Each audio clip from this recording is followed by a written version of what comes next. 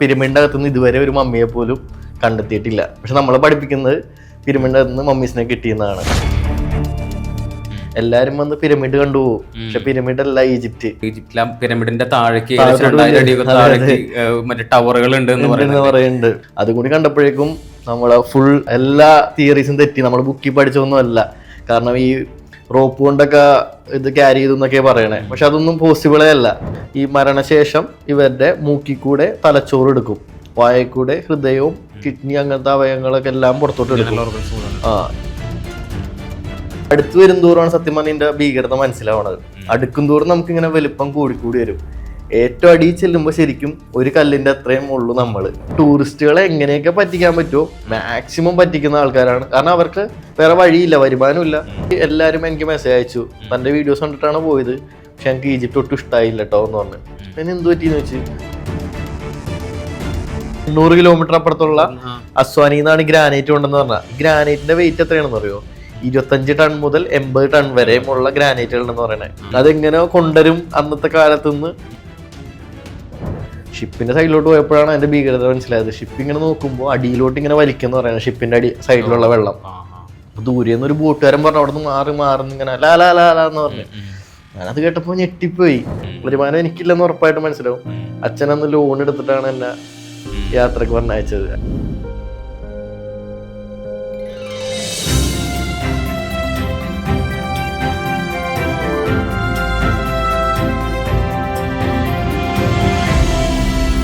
നമസ്കാരം, സ്വപ്ന സഞ്ചാരിയിലേക്ക് എല്ലാവർക്കും സ്വാഗതം.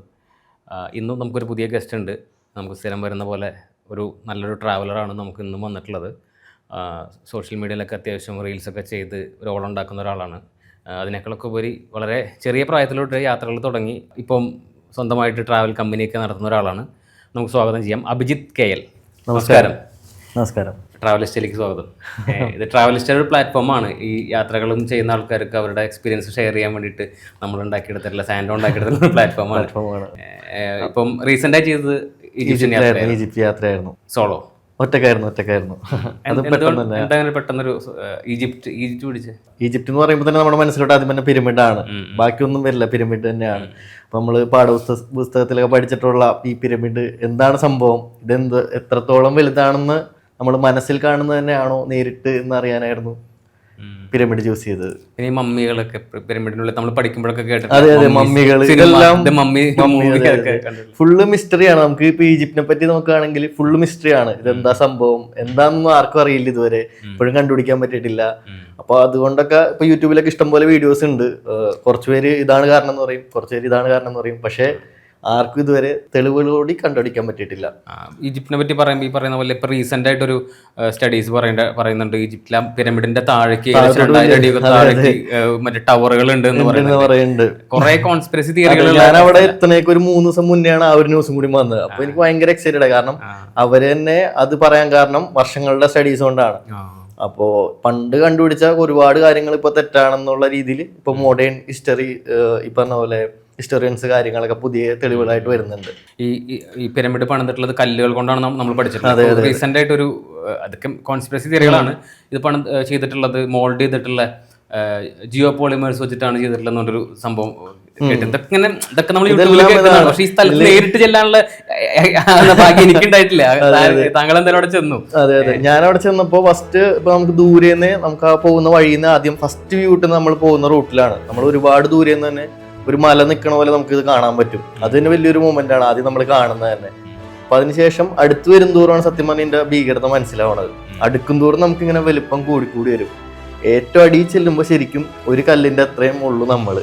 അത് മനസ്സിലാക്കാൻ പറ്റും. അത് ശരിക്കും ഒരു അത്ഭുതം തന്നെയാണ്.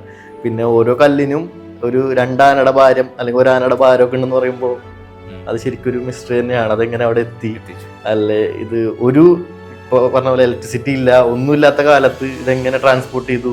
അപ്പൊ അതൊക്കെ ഭയങ്കര മിസ്റ്ററി ആയിട്ടുള്ള അടക്കി വെച്ചു. ഭയങ്കര ഞാൻ അതിനെ കുറിച്ച് ഡീറ്റെയിൽ ആയിട്ട് കുറെ സ്റ്റഡി ചെയ്തിട്ടുണ്ട്. അത് ചെന്ന് കഴിഞ്ഞപ്പോഴാണ് എനിക്ക് ഇതിനെപ്പറ്റിയുള്ള ക്യൂരിയോസിറ്റി തുടങ്ങിയത്. അപ്പൊ അതിനുശേഷം ഞാൻ ഒരുപാട് വീഡിയോസ് കണ്ടു, പിന്നെ ഇതിനെപ്പറ്റി അറിയാവുന്നവരോടൊക്കെ സംസാരിച്ചു. അപ്പോൾ ഇതിന്റെ മെയിൻ ഒരു മിസ്റ്ററി എന്ന് വെച്ച് കഴിഞ്ഞാൽ ഇപ്പൊ കണ്ടുപിടിച്ചേക്കുന്ന 4500 വർഷങ്ങൾക്ക് മുന്നേ എന്നാണ്. പക്ഷെ അത് തെറ്റാണെന്ന് കണ്ടുപിടിക്കുന്ന മോഡേൺ ഹിസ്റ്ററി ഒരു കുറച്ച് തിയറീസ് ആയിട്ട് വരുന്നുണ്ട്. അതും കൂടി പറഞ്ഞപ്പോൾ എനിക്ക് ഇൻട്രസ്റ്റിംഗ് കൂടി. കാരണം അവിടെ ഞാൻ ഒരു മലയാളി പയ്യനെ കണ്ടുപിട്ടിരുന്നു, ഒരു കണ്ണൂർ സ്വദേശി, പുള്ളി ദുബായിൽ വർക്ക് ചെയ്യുന്നത്. അപ്പോൾ ആള് കുറച്ച് കാര്യങ്ങൾ പറഞ്ഞപ്പോൾ ഞാൻ യൂട്യൂബിൽ ഇതുപോലെ റിസർച്ച് നടത്തി. അതും കൂടി കണ്ടപ്പോഴേക്കും നമ്മളെ ഫുൾ എന്താ പറയുക, എല്ലാ തിയറീസും തെറ്റി. നമ്മൾ ബുക്കിൽ പഠിച്ചൊന്നും അല്ല. കാരണം ഈ റോപ്പ് കൊണ്ടൊക്കെ ഇത് ക്യാരി ചെയ്തു എന്നൊക്കെ പറയണേ, പക്ഷെ അതൊന്നും പോസിബിളേ അല്ല. അത്രയും കനമുള്ള കാര്യം ഒരിക്കലും അങ്ങനെ പോസിബിൾ അല്ല. അപ്പോൾ പുള്ളിയുടെ തിയറി വെച്ച് പുതിയൊരു സ്പിനിക്സ് എന്ന് പറഞ്ഞ ഒരു ഫ്രണ്ടിൽ തന്നെ ഒരു കാവലായിട്ട്, എന്താ സിംഹത്തിന്റെ ഉടലും മനുഷ്യന്റെ മുഖമുള്ള സ്പിനിക്സ് ആണ് ഇതിന്റെ കാവല് തന്നെ. അപ്പോൾ ഇതിന്റെ ഒരു ചുറ്റും നോക്കി കഴിഞ്ഞാൽ നമുക്കറിയാം ഒരു ബെഡ് റോക്ക് ആണത്. ഈ ബെഡ് റോക്ക് ഈ പറഞ്ഞ പോലെ കാർവ് ചെയ്തിട്ടാണ് ഈ ഒരു സ്പിനിക്സ് ഉണ്ടാക്കിയേക്കണേ. അപ്പൊ അതിന്റെ ചുറ്റും ഈ ഒരുപാട് നാള് വെള്ളം ഇങ്ങനെ ഒഴുകിയാലേ അതിന്റെ ഒരു എന്താ വാട്ടർ ഇറോഷൻ എന്നാണ് അതിനെ പറയുന്നത്, സ്പിനിക്സ് വാട്ടർ ഇറോഷൻ എന്നാണ് അതിനെ പറയുന്നത്. ആ ഒരു തിയറി വെച്ച് നോക്കുമ്പോൾ ഒരുപാട് നാള് വെള്ളം ഇങ്ങനെ ഒഴുകിയതിന്റെ പാട് കാണുന്നുണ്ട്. ഈജിപ്തിൽ മഴ ആകെ 2 പ്രാവശ്യം പെയ്യുള്ളൂ വർഷത്തിൽ. നമ്മുടെ നാട്ടിലത്തെ പോലെയല്ല, 2 പ്രാവശ്യമേ ഒരു വിന്റർ തുടങ്ങുന്നതിന് മുന്നേ വിന്റർ കഴിഞ്ഞിട്ടാണ് ആകെ ഒരു മഴ പെയ്യുന്നത്. അപ്പോ ആ ഒരു മഴ ഉണ്ടായത് ഒരു 7 to 12 years മുന്നേ ആണ്. അത്രയും വെള്ളം ഒഴുകാൻ 7,000 to 12,000 years ago. അപ്പൊ 4000 എന്നുള്ള തിയറി അപ്പൊ തന്നെ തെറ്റി. കാരണം അതിന് മുന്നെയാണ്, അത്രയും നാള് മുന്നെയാണ് അത്രയും വലിയൊരു മഴ ഈജിപ്തിൽ ഉണ്ടായേക്കുന്നത്. അപ്പൊ അതുകൊണ്ട് വർഷങ്ങളോളം ഈ വെള്ളം ഇങ്ങനെ ഒഴുകിയാൽ മാത്രമേ ആ ഒരു പാടുകൾ വരുള്ളൂ. സ്പിനിക്സിൽ അത് കാണാൻ സാധിക്കില്ല. കാരണം സ്പിനിക്സ് ഇഷ്ടംപോലെ മെയിൻ്റെനൻസ് കാര്യങ്ങളൊക്കെ ചെയ്ത് ചെറിയ ചെറിയ ബ്രിക്സ് ഒക്കെ വെച്ച് ചെയ്യാൻ പറ്റും. അപ്പൊ അതൊക്കെ ചെയ്ത് ബെഡ് റോക്കില് സൈഡിൽ നമുക്ക് ഇപ്പോഴും അത് കാണാം. അപ്പൊ ആ ഒരു തിയറി വെച്ച് നോക്കുമ്പോൾ ഇതിൽ റെലവൻസ് ഉണ്ട്. അത് പോയ സമയത്ത് ഇതൊക്കെ ചെക്ക് ചെയ്തിരുന്നു? ഇല്ല, ഞാൻ ആദ്യം പോയി, ഞാൻ 3 പ്രാവശ്യം പിരമിഡ് കാണാൻ പോയിരുന്നു. വന്ന ഉടനെ തന്നെ പോയി. അപ്പൊ നമുക്ക് അകത്ത് കയറാൻ പറ്റില്ല, ടൈം കഴിഞ്ഞു പോയിരുന്നു. ഞാൻ റമദാൻ ടൈമിലാണ് പോയത്. 2ാമത്തെ പ്രാവശ്യം പോയപ്പോൾ ഇവർക്ക് 2 ടിക്കറ്റ് ഉണ്ടായിരുന്നു. അകത്ത് കയറാൻ വേറൊരു ടിക്കറ്റും ഫസ്റ്റ് ഒരു ടിക്കറ്റും. അപ്പൊ സെക്കൻഡ് ഡേ പോയപ്പോഴും ഇത് പുറത്തുനിന്നേ കാണാൻ പറ്റുള്ളൂ. ലാസ്റ്റ് ഡേ ഞാൻ ഏകദേശം 1 മാസത്തോളം അവിടെ സ്പെൻഡ് ചെയ്തിരുന്നു. അപ്പോൾ ലാസ്റ്റ് ഡേ ഞാൻ വീണ്ടും ഇതെല്ലാം പറഞ്ഞിട്ട് വീണ്ടും പോയപ്പോഴാണ് ഈ കാര്യങ്ങളെല്ലാം എനിക്ക് മനസ്സിലാവുന്നത്. അതേ പിന്നെ ഞാൻ നോക്കി, ഈ കാര്യങ്ങളൊക്കെ നോക്കി കഴിഞ്ഞപ്പോൾ പറയുന്നത് കറക്റ്റ് ആണ്. അപ്പം നമ്മൾ അല്ലെങ്കിൽ നമ്മളിപ്പം യൂട്യൂബിൽ നിന്നൊക്കെ കണ്ട, അല്ലെങ്കിൽ നമ്മൾ ഇന്റർനെറ്റിൽ നിന്ന് സെർച്ച് ചെയ്ത് മനസ്സിലാക്കിയിട്ടുള്ള കാര്യങ്ങളും നമ്മളോട് ചെന്നിട്ട് ഇതൊക്കെ ശരിയാണോ ചെക്ക് ചെയ്യാൻ പറ്റി. അതെ അതെ, അത് വലിയൊരു കാര്യമാണ്. പിന്നെ ഞാനിത് അറിഞ്ഞു കഴിഞ്ഞപ്പോൾ എനിക്ക് മിസ്റ്റർ കൂടി. കാരണം ഇപ്പൊ ഇത്രയും വലിയൊരു സംഭവം മുകളിലോട്ട് പോകണമെങ്കിൽ അത്രയും തന്നെ താഴത്തോട്ട് ഉണ്ടാവുന്നതാണ് പുതിയ തിയറി പറയുന്നത്. അത് വെറുതെ പറയുന്നതല്ല, അത്രയും വർഷം റിസർച്ചോട് കൂടിയേ നമുക്കൊരു പുറത്തോട്ട് ലോകത്തിന്റെ മുന്നിലോട്ട് ഇത് പുറത്തു വിടാൻ പറ്റുള്ളൂ. അപ്പോൾ അവര് പറയുന്നത് ഈ റേഡിയേഷൻ കാര്യങ്ങളൊക്കെ വെച്ചിട്ട് ഇതിന്റെ താഴെ വലിയൊരു ഇത്രയും മുകളിലോട്ട് ഇരിക്കണമെങ്കിൽ ഇതിന്റെ ഇരട്ടി താഴെ ഒരു ലോകം ഉണ്ടെന്നാണ് പറയുന്നത്, മനുഷ്യന് കണ്ടുപിടിക്കാൻ പറ്റാത്തത്. നമ്മളൊക്കെ പഠിച്ചിട്ടുള്ളത് ഒരു ടൂമ്പാണ്, അതിന്റെ ഉള്ളിൽ മമ്മീസ് ഉണ്ടായിരുന്നു, ഈ ഫറോനെ അടക്കം ചെയ്യാൻ വേണ്ടി ഇത്രയും വലിയ പിരമിഡുകൾ. പിന്നെ ഞെട്ടിക്കുന്ന ഏറ്റവും വലിയ കാര്യം എന്ന് വെച്ച് കഴിഞ്ഞാൽ പിരമിഡിന്റെ അകത്തുനിന്ന് ഇതുവരെ ഒരു മമ്മിയെ പോലും കണ്ടെത്തിയിട്ടില്ല. പക്ഷെ നമ്മളെ പഠിപ്പിക്കുന്നത് പിരമിഡിന്റെ അകത്തുനിന്ന് മമ്മീസിനെ കിട്ടിയെന്നാണ്. പിന്നെ നമുക്ക് ഈജിപ്ഷ്യൻ കൾച്ചർ എന്ന് വെച്ച് കഴിഞ്ഞാൽ അവരെല്ലാം എഴുതി വെക്കുന്നവരാണ്, ഡോക്യുമെന്റ് ചെയ്യുന്നവരാണ്. ഇപ്പൊ എന്ത് കാര്യങ്ങളും നമുക്ക് മമ്മിഫൈ ചെയ്യുന്ന എങ്ങനെയാണ്, പിന്നെ ഇതെങ്ങനെ ഉണ്ടാക്കി കാര്യങ്ങൾ എല്ലാം ഇവര് ഡോക്യുമെന്റ് ആയിട്ട് ആ ഒരു കല്ലുകളിൽ തന്നെ കാർവ് ചെയ്ത് വെക്കാറുണ്ട്. നമ്മൾ ബാക്കി ഏത് ഈജിപ്തിലെ എന്ത് പിരമിഡ് ഒഴിച്ച് ബാക്കി എവിടെ പോയാലും നമുക്ക് ഈ ഒരു സംഭവം കാണാൻ പറ്റും. പിരമിഡിന്റെ അകത്ത് മാത്രം ഇങ്ങനെ ഒരു സംഭവമേ ഇല്ല. അതാണ് ഏറ്റവും ഞെട്ടിക്കുന്ന ഒരു സംഭവം. കാരണം ഇതിനൊക്കെ ഒരുപാട് വർഷം മുന്നേ ആണെന്ന് തെളിയിക്കുന്നതാണ് ആ ഒരു സംഭവം. പിന്നത്തെ ഏറ്റവും വലിയ സംഭവം എന്ന് വെച്ച് കഴിഞ്ഞാൽ മറൈൻ അനിമൽസ്. ഈ ഒരു നമുക്ക് ഈ കല്ലുകളിൽ ചെറിയ ചെറിയ ഇത് കാണാൻ പറ്റുന്നുണ്ട്. മറൈൻ അനിമൽസ് എന്ന് പറയുമ്പോൾ ക്രാബ്സ് ആയിരിക്കാം, ഫിഷിന്റെ മെയിൻ്റെനൻസ് ആയിരിക്കാം, ഈ പറഞ്ഞ റിമെയിൻസ്, അങ്ങനത്തെ കാര്യങ്ങളൊക്കെ. ഈ ഫിഷിന്റെ കാര്യങ്ങളെല്ലാം, മറൈൻ അനിമൽസിന്റെ കാര്യങ്ങളെല്ലാം ഈ റോക്കിൽ കാണുന്നുണ്ട്. അപ്പോ തിയറി വെച്ച് പറയുന്നുണ്ട് 7 to 12,000 years ബാക്കിൽ ഇതൊരു ആ ഒരു കാലഘട്ടത്തിൽ ഓഷ്യന്റെ താഴെയായിരുന്നു എന്ന് പറയുന്നുണ്ട്. അവിടെ എല്ലാം കടലായിരുന്നു പറയുന്നുണ്ട്. കാരണം അത്രയും വർഷത്തോളം കടലിലടി കടന്നാൽ മാത്രമേ പാറയിൽ ഈ സംഭവങ്ങൾ വരുള്ളൂ. അപ്പൊ ഞാനൊരു UK എന്നൊരു ആളെ പരിചയപ്പെട്ടിരുന്നു, ഫോറിനർ. അപ്പൊ അതിനെപ്പറ്റിയൊക്കെ ഇവിടെ സ്റ്റഡീസ് നടക്കുന്നുണ്ട്, എപ്പോഴും സ്റ്റഡീസ് നടന്നുകൊണ്ടിരിക്കുകയാണ് പിരമിഡിന് ചുറ്റും. അപ്പൊ ആളൊരു ഫോട്ടോ കാണിച്ചു തന്നു. അത് കണ്ടപ്പോൾ ഞങ്ങൾ എല്ലാവരും ഞെട്ടിപ്പോയി. കാരണം ആ ഒരു റോക്കില് ഫുള്ള് ഈ പറഞ്ഞ പോലെ ഞണ്ട്, പറഞ്ഞ പോലെ ക്രാബ്സ്, പിന്നെ ചെറിയ ചെറിയ മത്സ്യങ്ങളുടെ മുള്ള് കാര്യങ്ങളൊക്കെ ആയിട്ട് ഇപ്പോഴും നമുക്കത് കാണാൻ പറ്റും. ചെറിയ ഫോട്ടോ അത് കണ്ടിട്ടാണ് ഞാൻ പോയത്. ഞാൻ അസ്വാൻ എന്ന് പറഞ്ഞ സ്ഥലത്ത് വെച്ചാണ് ഇയാളെ പരിചയപ്പെട്ടത്. ആളാണ് ഇത് കാണിച്ചു തന്നത്. അതിനുശേഷമാണ് ഞാൻ നേരിട്ടിരുന്നത്. ഇപ്പൊ ചെല്ലുമ്പോഴും നമുക്ക് കുഞ്ഞു കുഞ്ഞായിട്ട് മറൈൻ അനിമൽസിന്റെയും അല്ലെങ്കിൽ ആ ഒരു സംഭവം അതെ, പിരമിഡ് ഉണ്ടാക്കിയ റോക്സിൽ ആ സൈഡിലൊക്കെ നമുക്ക് കാണാൻ പറ്റും, ഇപ്പോഴും കാണാൻ പറ്റും. ചെറിയ ചെറിയ എന്താ പറഞ്ഞ മീനിന്റെ കാര്യങ്ങള് അല്ലെങ്കിൽ ഈ പറഞ്ഞ ചെറിയ കാര്യങ്ങൾ കാണാൻ പറ്റും. അപ്പൊ ഇത്രയും വർഷം വെള്ളത്തിന്റെ അടിയിൽ നിൽക്കണമെങ്കിൽ ഈ 4500 വർഷത്തിനിടയിൽ അങ്ങനെ ഉണ്ടായിട്ടില്ല. നമ്മൾ പഠിക്കുന്ന 4000 വർഷങ്ങൾക്ക് മുന്നേ ഇത് നിർമ്മിച്ചതെന്നാണ്. പക്ഷെ അതെല്ലാം തെറ്റാണെന്ന് പറയുന്ന തിയറീസ് ആണ് ഈ 2-3 കാര്യങ്ങൾ. നമ്മൾ ഈജിപ്ത് എന്ന് പറയുമ്പോൾ ഇതുപോലത്തെ ഒരുപാട് തിയറികളുണ്ട്, കോൺസ്പിറസി തിയറികളുണ്ട്. പലതും ചിലതൊക്കെ വെറുതെ അതിന് പ്രത്യേകിച്ച് അടിസ്ഥാനമൊന്നും ഇല്ലാത്തായിരിക്കാം. പക്ഷെ ചിലതൊക്കെ നമ്മൾ ഈ പറയുമ്പോൾ കേൾക്കുമ്പോൾ അല്ലെങ്കിൽ നമ്മളവിടെ ചെന്ന് കാണുമ്പോൾ ഇതൊക്കെ ഇങ്ങനെ ശരിയായിരിക്കാൻ തോന്നുന്നതായിരിക്കാം. ഇതൊരു ട്രാവലർ എന്നുള്ള രീതിയിൽ ഒരു സഞ്ചാരിനെ സംബന്ധിച്ച് ഇത് എങ്ങനെയാണ് നിങ്ങളെ എക്സൈറ്റ് ചെയ്യുന്നത്, അല്ലെങ്കിൽ എന്താണ് അവിടെ കിട്ടുന്നത്? സത്യം പറഞ്ഞു കഴിഞ്ഞാൽ ഇതിന്റെ ഒരു വലിപ്പം മാത്രം അറിഞ്ഞിട്ടാണ് ഞാൻ ഇതിന്റെ ഇത് നേരിട്ട് കാണണം എന്നുള്ള രീതിയിൽ പോയത്. അപ്പൊ അവിടെ ചെന്ന് കഴിഞ്ഞപ്പോഴാണ് ഈ കാര്യങ്ങൾ കൂടുതലായിട്ട് ഡീറ്റെയിൽ ആയിട്ട് ഞാൻ അറിയുന്നത്. അപ്പൊ അറിഞ്ഞു കഴിഞ്ഞപ്പോൾ ഒരു എന്താ പറയുക, ഒരു യാത്രികൻ എന്ന് പറയുമ്പോൾ നമുക്ക് അവിടുത്തെ സ്ഥലങ്ങൾ എന്താണ് അല്ലെങ്കിൽ ആ ഒരു കാര്യങ്ങൾ അറിഞ്ഞാൽ മാത്രം അത് കംപ്ലീറ്റ് ആവുമെന്ന് വിചാരിക്കുന്ന ആളാണ് ഞാൻ. അപ്പൊ അങ്ങനെയാണ് ഡീറ്റെയിൽ ആയിട്ട് അത് കാണാനായിട്ട് ഇതിനെപ്പറ്റി പഠിച്ചിട്ട് വീണ്ടും പോയി കണ്ടത്. ആ യാത്രയിൽ തന്നെ ആദ്യം ചെന്ന് ഇറങ്ങി ഫസ്റ്റത്തെ 2 ദിവസം, ഫസ്റ്റത്തെ 2 പ്രാവശ്യം ഞാൻ ഈജിപ്റ്റ് പോയി പിരമിഡ് കണ്ടിരുന്നു. അത് കഴിഞ്ഞ് ട്രിപ്പിന്റെ 24ാമത്തെ ദിവസമാണ് ഞാൻ വീണ്ടും പിരമിഡ് അകത്ത് കയറാൻ വേണ്ടി പോകുന്നത്. അപ്പോഴേക്കും ഞാൻ ഈജിപ്റ്റ് എന്താണെന്ന് മനസ്സിലാക്കിയിട്ടുണ്ടായി. ഈജിപ്തിലെ ബാക്കി എല്ലാ കാര്യങ്ങളും കണ്ടു. ഈ പറഞ്ഞ പോലെ ലുക്സോറി പോയി വലിയ വലിയ ടെമ്പിളൊക്കെ കാണുമ്പോൾ അവിടുത്തെ ഈജിപ്ഷ്യൻസിന്റെ കൾച്ചർ വെച്ചിട്ടുള്ള എല്ലാ കാര്യങ്ങളും കണ്ടിട്ട് അതിൽ നിന്നൊക്കെ വ്യത്യസ്തമായിട്ടുള്ള സംഭവമാണ് ഈ പിരമിഡ്. അതും ഇതും ഒരിക്കലും മാച്ചിങ് അല്ല. അതാണ് ഏറ്റവും വലിയ സംഭവം. ബാക്കി എല്ലായിടത്തും നമുക്ക് ആ ഈജിപ്ഷ്യൻ കൾച്ചർ വെച്ചിട്ട് അവർ ഈ പറഞ്ഞ പോലെ കൊത്തിവെക്കുന്ന സ്വഭാവം ഉണ്ട് അവർക്ക്. അവരെങ്ങനെയാണ് ഈ ഒരു ടെമ്പിൾ നിർമ്മിച്ചത്, എങ്ങനെ കൊണ്ടുവന്നു, കല്ലെവിടെ നിന്ന് കൊണ്ടുവന്നു, ഈ പറഞ്ഞ പോലെ എങ്ങനെ എത്ര പേര് പണിയെടുത്തു, എല്ലാ കാര്യങ്ങളും ഡീറ്റെയിൽ ആയിട്ട് വെക്കുന്ന ഒരു കൾച്ചറാണ് അവരുടെ തന്നെ. അതുകൊണ്ടാണ് അവർ അത്രയും ഈ ലോകത്തിൽ തന്നെ ഏറ്റവും ഒരു റിച്ച് കൾച്ചറിൽ നിൽക്കുന്നത് തന്നെ. പിരമിഡിൽ മാത്രം ഒരു എഴുത്ത് പോലും നമുക്ക് കാണാൻ പറ്റില്ല, ഒന്നുമില്ല, ഒരു തരി പോലും ഇല്ല. അപ്പൊ അകത്ത് കയറുമ്പോഴാണെങ്കിലും നമുക്ക് ഗ്രാനൈറ്റുകളെ കാണാൻ പറ്റുള്ളൂ. ശരിക്കും ഈജിപ്ഷ്യൻ കൾച്ചർ വെച്ച് അവിടെയൊക്കെ എങ്ങനെയാണ് പിരമിഡ് ഉണ്ടാക്കിയത് അല്ലെങ്കിൽ എല്ലാ കാര്യങ്ങളും ഇവിടെ കുത്തിവെക്കേണ്ടതാണ്. അപ്പൊ അങ്ങനെ ഒരു സംഭവം അവിടെ ഇല്ല. മറ്റേ മമ്മി സിനിമയിൽ കാണത്തപ്പോ പിരമിഡിനുള്ളിൽ ചെല്ലുമ്പോ കാണാൻ പറ്റും. പക്ഷെ ഒന്നും അങ്ങനെ ഒന്നുമില്ല. പിന്നെ ഇതിന്റെ അകത്തോട്ട് കയറുമ്പോൾ പിരമിഡിന്റെ അകത്തെ പ്രത്യേകത എന്താണെന്ന് വെച്ച് കഴിഞ്ഞാൽ പുറത്ത് എത്ര ടെമ്പറേച്ചർ കൊടും തണുപ്പോ ചൂടായിക്കോട്ടെ പിരമിഡിന്റെ അകത്ത് 20 ഡിഗ്രി ഉണ്ടാവുള്ളൂ. 20 ഡിഗ്രി അത് കോൺസ്റ്റന്റ് ആയിരിക്കും. പുറത്തെ ടെമ്പറേച്ചറും ഇത് തമ്മിൽ ഒരിക്കലും ഇതാവില്ല. എത്ര പുറത്ത് അതികഠിനമായ തണുപ്പോ ചൂടാണെങ്കിലും അകത്ത് 20 ഡിഗ്രി ടെമ്പറേച്ചർ ഉണ്ടാവുള്ളൂ. ഈ ഈജിപ്ഷ്യൻ യാത്ര എന്ന് പറഞ്ഞു കഴിഞ്ഞാല് ഭയങ്കര ഒരു കൗതുകമുള്ള യാത്രയാണ്. കുറെ തിയറികൾ, കോൺസ്പിറസി തിയറികൾ, വലിയ ബിൽഡിങ്ങുകൾ, പഴയ നിർമ്മിതികള്, അതിൻ്റെ ഉള്ളിലുള്ള മനുഷ്യന്മാരും ഭയങ്കര ഒരു വേറൊരു മൂഡ് വേറെയാണ്. ഈ പറഞ്ഞ പോലെ ഇതൊക്കെ അറിയാൻ താല്പര്യമുള്ളവർക്ക് ഭയങ്കരമായിട്ട് ഈജിപ്റ്റ് ഇഷ്ടപ്പെടും. കാരണം പിരമിഡുകളെ പറ്റി ജസ്റ്റ് ഒന്ന് റിസർച്ച് ചെയ്ത് തുടങ്ങിക്കഴിഞ്ഞാൽ പിന്നെ നമ്മൾ അതിനെപ്പറ്റി ഇങ്ങനെ തുടർന്നുകൊണ്ടേയിരിക്കും. അത്രയും മിസ്റ്ററീസ് ഉണ്ട്.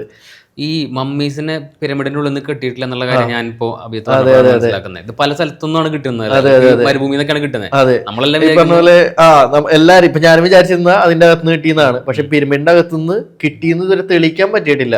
അകത്ത് നമുക്ക് ഈ പറഞ്ഞ പോലെ കല്ലറ കാണാം, ഒരു കല്ലറ കാണാം. പക്ഷെ ഇതിന്റെ അകത്തുനിന്ന് കിട്ടിയെന്ന് ഇതുവരെ തെളിയിക്കാൻ പറ്റിയിട്ടില്ല. അതാണ് പിരമിഡിന്റെ ഏറ്റവും ആർക്കും ഒന്നും പറയാ. കാരണം എവിടെയും ഡോക്യുമെന്റ് ചെയ്തിട്ടില്ല. പിന്നെ ആർക്കെങ്കിലും എന്തെങ്കിലും പറയണമെങ്കിൽ പ്രൂഫുകളോടെ തെളിയിക്കാനും പറ്റണില്ല. അതുകൊണ്ട് തന്നെ ഈ പറഞ്ഞ പോലെ ഹിസ്റ്റോറിയൻസ് അല്ലെങ്കിൽ പറഞ്ഞ ആൾക്കാർക്ക് എന്ത് കോൺട്രവേഴ്സി ആയിട്ട്, അതാണ് ഇത്രയും കോൺട്രവേഴ്സി ഉള്ളത്. എന്ത് പറഞ്ഞാലും അതിന് തെളിവില്ല. അതെ, പല നിഗമനങ്ങളാണ്. ഇതായിരിക്കും, ഇങ്ങനെയായിരിക്കും. ഈ നൈൽ ഇതിന് ഉണ്ടാക്കിയത് കല്ലുകൊണ്ടാണെന്ന് കുറെ പേര് പറഞ്ഞു. ഞാൻ ആദ്യം പറഞ്ഞ പോലെ ഇതൊരു ജിയോ പോളിമർ ആണ്, മോൾഡ് ചെയ്തെടുത്താണെന്ന് വേറെ കുറെ ആൾക്കാർ പറയുന്നത്. കല്ല് വേറെ സ്ഥലത്ത് കട്ട് ചെയ്ത് നൈൽ നദിയോടെ ഒഴുക്കിക്കൊണ്ടുവന്ന ഗ്രാനൈറ്റ് അസ്വാനി എന്ന് പറഞ്ഞാൽ 800 കിലോമീറ്റർ അപ്പുറത്തുള്ള അസ്വാനി എന്നാണ് ഗ്രാനൈറ്റ് കൊണ്ടെന്ന് പറഞ്ഞാൽ. ഈ ഗ്രാനൈറ്റിന്റെ വെയിറ്റ് എത്രയാണെന്ന് അറിയോ? 25 ടൺ മുതൽ 80 ടൺ വരെയുമുള്ള ഗ്രാനൈറ്റുകൾ ഉണ്ടെന്ന് പറയും. പറഞ്ഞ പോലെ ഇതാക്കാൻ പറ്റില്ല. പിന്നെ ഈ പറഞ്ഞ പോലെ 23 ലക്ഷം കല്ലുകൾ ഉണ്ടെന്ന് പറയണ അവിടെ. അത് ഒരു മൊത്തം ആ കോംപ്ലക്സില്. അപ്പൊ 23 ലക്ഷം കല്ലുകൾ 20 വർഷം കൊണ്ട് കൊണ്ടുവരണമെങ്കിൽ ഒരു മണിക്കൂറിൽ എത്ര കല്ലുകൾ കൊണ്ടുവരണം? 4-5 കല്ലുകൾ മിനിമം കൊണ്ടുവരണം. ഈ 4-5 കല്ലുകള് ഈ പറഞ്ഞ 2 ആനട ബലമുള്ള ഭാരമുള്ള ഈ കല്ലുകൾ എങ്ങനെ എത്തിച്ചെന്നൊക്കെ നമ്മള് ഈ കാര്യങ്ങളൊക്കെ ആലോചിച്ച പിരമിഡ് ഒരു സംഭവമാണ്. അതല്ലാതെ അവിടെ വന്നിട്ട് ഈ പറഞ്ഞ പോലെ വളരെ മോശമായിട്ടുള്ള സ്മെല്ലാണ് അടിച്ചുകൊണ്ടിരിക്കണേ. പറഞ്ഞ പോലെ മറ്റേ ഒട്ടകത്തിന്റെ കാര്യങ്ങളുടെയും ശബ്ദവും പിന്നെ ഇവരുടെ കുറെ ഇങ്ങോട്ട് വാ ഇതെടുക്ക് അതെടുക്ക് എന്നൊക്കെ പറഞ്ഞിട്ടുള്ള ഫോട്ടോയിൽ കാണാനുള്ള ഭംഗി കണ്ടിട്ട് മാത്രം അവിടെ പോയിട്ട് ഇതൊക്കെ ഭംഗി ഒരിക്കലും നമുക്ക് ഈജിപ്റ്റ് ആസ്വദിക്കാൻ പറ്റില്ല കേട്ടോ. കാരണം അവിടെ എത്തിക്കഴിയുമ്പോൾ നമുക്ക് വേറൊരു ലോകത്താണ്. കാരണം ആൾക്കാർ നമ്മൾ അത്രയും അവശതയൊക്കെ നമുക്ക് വേണ്ടെന്ന് പറഞ്ഞ് മതിയാവും. ഞാനിത് നെഗറ്റീവായിട്ട് പറയണല്ല, പക്ഷെ ഒരു കരുതലാണ്. ഈജിപ്റ്റ് ഇതും കൂടിയും കരുതിയിട്ട് വേണം പോവാൻ. കാരണം നമ്മൾ അത്രയും ആൾക്കാരിട്ട് സംസാരിക്കാൻ നമ്മളവിടെ സംസാരിച്ചു നിന്ന് തന്നെ നമ്മുടെ തീർന്നു പോകും. പിരമിഡുകൾ നമുക്ക് ഈജിപ്തിൽ മാത്രമല്ല ഉള്ളത്. പിരമിഡുകൾ എന്ന് പറഞ്ഞു കഴിഞ്ഞാൽ ഇഷ്ടംപോലെ സ്ഥലത്തുണ്ട്. പറഞ്ഞ സുഡാനിലുണ്ട്. സുഡാനിലാണ് ഏറ്റവും കൂടുതൽ പിരമിഡ്സ് ഉള്ളത്. 120ഓളം പിരമിഡ്സ് ഉണ്ടെന്ന് പറയുന്നുണ്ട്. പക്ഷെ ഏറ്റവും വലിയ ഹയസ്റ്റ് കോംപ്ലക്സ് ആണ് നമ്മുടെ ഗിസയിലുള്ളത്. അത് ഈ 3 ഇങ്ങനെ നിൽക്കുകയാണ്. പിന്നെ ഇതിന്റെ സൈക്കിൾ നോക്കിയാലും വലുതീന്നാണ് ചെറുതിലോട്ട് കണ്ടുപിടിച്ച് പോയേക്കണേ. ഏറ്റവും വലുതീന്ന് നമ്മൾ നോർമൽ സിവിലൈസേഷൻ നോക്കി കഴിഞ്ഞാൽ ചെറുതീന്നാണ് എല്ലാം വലുതിലോട്ട് എത്തണത്. പക്ഷെ ഇതെന്ന് പറഞ്ഞു കഴിഞ്ഞാൽ വലുതീന്നാണ്. അതുകൊണ്ടൊക്കെ തന്നെയാണ് ഇതിൽ ഏറ്റവും കോൺട്രവേഴ്സി വരുന്നത്. കാരണം ഇതെങ്ങനെ വലുതീന്ന് ചെറുതിലോട്ട് വന്നു എന്നുള്ളതൊക്കെ. ഈ പിരമിഡുകളെ പറ്റി പറയുമ്പോൾ പിരമിഡ് എന്ന് പറഞ്ഞാൽ നമ്മളെപ്പോഴും ഈജിപ്ഷ്യൻ പിരമിഡ് മാത്രം കാണരുത്. ഈ മെക്സിക്കോയിൽ പിരമിഡ് ഉണ്ട്, ഇന്ത്യയിൽ വരെ പിരമിഡ് ഉണ്ട്, അതുപോലെ അല്ല ചൈനയിലുണ്ട് പിരമിഡ്. ലോകം മുഴുവൻ പല സ്ഥലത്തും പിരമിഡ് ഉണ്ട്. പക്ഷേ ഈ ഗിസ പിരമിഡ് ആണ് നമുക്ക് എപ്പോഴും പിരമിഡ് എന്ന് പറഞ്ഞാൽ ആദ്യം മനസ്സിലാക്കി വരുള്ളൂ. അതെ അതെ അതെ. പിന്നെ ഇതില് മമ്മികളുടെ പ്രോസസ്സാണ്. മമ്മികളുടെ പ്രോസസ് എന്ന് വെച്ച് കഴിഞ്ഞാൽ നമ്മൾ ഈ പറഞ്ഞ ഈ ഫാറോസ്, അവിടുത്തെ രാജാക്കന്മാരെയാണ് ഫാറോസ് എന്ന് പറയുന്നത്. അപ്പൊ ഈ ഫാറോസിന്റെ മരണശേഷം ഇവർക്ക് പുനർജനിക്കാൻ കഴിവുണ്ടെന്നാ പറയണേ. അപ്പോൾ ആ ഒരു ടൈമിൽ ഇവർ ജനിക്കുമ്പോൾ ഇവര് എന്താ പറയാ, അവർക്കുള്ള വെൽത്തി ആയിട്ട് ജീവിക്കാനുള്ള എല്ലാ കാര്യങ്ങളും ഈ ശവകുടീരത്തിന്റെ ഒപ്പം തന്നെ വെക്കുന്നതാണ് പറയുന്നത്. അതിന്റെ ഒപ്പം ഭക്ഷണം ഉണ്ടാവും, കാവൽക്കാരായിട്ട് ഭടന്മാരുണ്ടാവും, പണം ഉണ്ടാവും, സ്വർണ്ണാഭരണങ്ങൾ ഉണ്ടാവും, എല്ലാം വെക്കും. ഈ മമ്മിഫൈ ചെയ്യുന്ന പ്രോസസ് എന്ന് വെച്ച് കഴിഞ്ഞാൽ ഈ മരണശേഷം ഇവരുടെ മൂക്കിക്കൂടെ തലച്ചോറ് എടുക്കും, വായക്കൂടെ ഹൃദയവും കിഡ്നി അങ്ങനത്തെ അവയവങ്ങളൊക്കെ എല്ലാം പുറത്തോട്ട് എടുക്കും. ഇന്റേണൽ ഓർഗൻസ് പുറത്തോട്ട് എടുത്തതിന് ശേഷം നൈലിൽ മുക്കിയിട്ട് ഉപ്പ് കൊണ്ടും വെയിൽ കൊണ്ടും ഉണക്കും 40 ദിവസം. ഈ 40 ദിവസം ഉണക്കിയതിന് ശേഷമാണ് ലിനനിൽ ചുറ്റിയിട്ട് ഇവര് ഇതുപോലെ സൂക്ഷിക്കുന്നത് മമ്മിയായിട്ട്. അതിപ്പോഴും നമുക്ക് ഈ പറഞ്ഞ പോലെ നാഷണൽ മ്യൂസിയത്തിലാണ് ഇപ്പോഴും സൂക്ഷിച്ചേക്കുന്നത്. ഇപ്പൊ റംസീസ് 1, 2 അങ്ങനത്തെ പ്രധാനപ്പെട്ട ആ ഒരു ഫാറോസിന്റെ വരെ നമുക്ക് ഇപ്പോഴും നാഷണൽ മ്യൂസിയത്തിൽ കാണാൻ പറ്റും ചെന്ന് കഴിഞ്ഞാൽ. പിന്നെ മെയിനായിട്ട് ഈ പറഞ്ഞ പോലെ പിരമിഡുകളിലല്ല ഏറ്റവും കൂടുതൽ മമ്മികൾ വെച്ചിരുന്നത്. പിരമിഡുകളിൽ നിന്ന് മമ്മീനെ കിട്ടിയെന്ന് ഇതുവരെ പറയുന്നില്ല. ഏറ്റവും കൂടുതൽ മമ്മികളെ വെച്ചിരുന്നത് വാലി ഓഫ് കിങ്സ് എന്ന് പറഞ്ഞൊരു സ്ഥലമുണ്ട്. അപ്പൊ അവിടെയാണ് ഏറ്റവും കൂടുതൽ മമ്മികളെ കണ്ടെത്തിയിരിക്കുന്നതെന്ന് പറയുന്നത്. പിന്നെ ഏറ്റവും വലിയ പ്രശ്നം മമ്മികളുടെ ഒപ്പം സ്വർണ്ണാഭരണങ്ങൾ ഉണ്ടാവുന്ന എല്ലാവർക്കും അറിയാം. അപ്പൊ അതുകൊണ്ട് തന്നെ ഇഷ്ടംപോലെ കൊള്ളയടി കാര്യങ്ങളൊക്കെ നടന്നിട്ടുണ്ടെന്ന് പറയുന്നുണ്ട്. കള്ളന്മാരുടെ ഇവര് അങ്ങനെ കുറെ നശിപ്പിച്ചു പോയെന്ന് പറയുന്നുണ്ട്. അപ്പൊ അതുകൊണ്ടൊക്കെ പിന്നീട് പല സ്ഥലത്തും നൈലിനോട് ചേർന്ന് ഒളിപ്പിച്ചു വെച്ച് തുടങ്ങി എന്ന് പറയുന്നുണ്ട്. അപ്പൊ പിന്നീടുള്ള കാലഘട്ടങ്ങളിൽ അതെല്ലാം കണ്ടെത്തി എന്നും പറയുന്നുണ്ട്. അപ്പോ പിന്നീടുള്ള ഏറ്റവും വലിയ സംഭവം എന്ന് വെച്ച് കഴിഞ്ഞാൽ ഇതില് ആദ്യം നമുക്ക് ഈ ഒരു പിരമിഡിന്റെ ഒരു നടുക്ക് ഒരു പിരമിഡ് ഉണ്ട്. അത് കാണുമ്പോഴാണ് നമുക്ക് ഏറ്റവും വലുതാണെന്ന് തോന്നുന്നത്. ശരിക്കും റൈറ്റ് സൈഡിലുള്ള കുഫുവിന്റെ പിരമിഡാണ് ഏറ്റവും വലുത്. നടുക്കത്തെ ആളുടെ മകനായിട്ടുള്ള കാഫറിന്റെയാണ് രണ്ടാമത്തെ വലുത് എന്ന് പറയുന്നത്. അതാണ് നടുക്ക് നിൽക്കുന്നത്.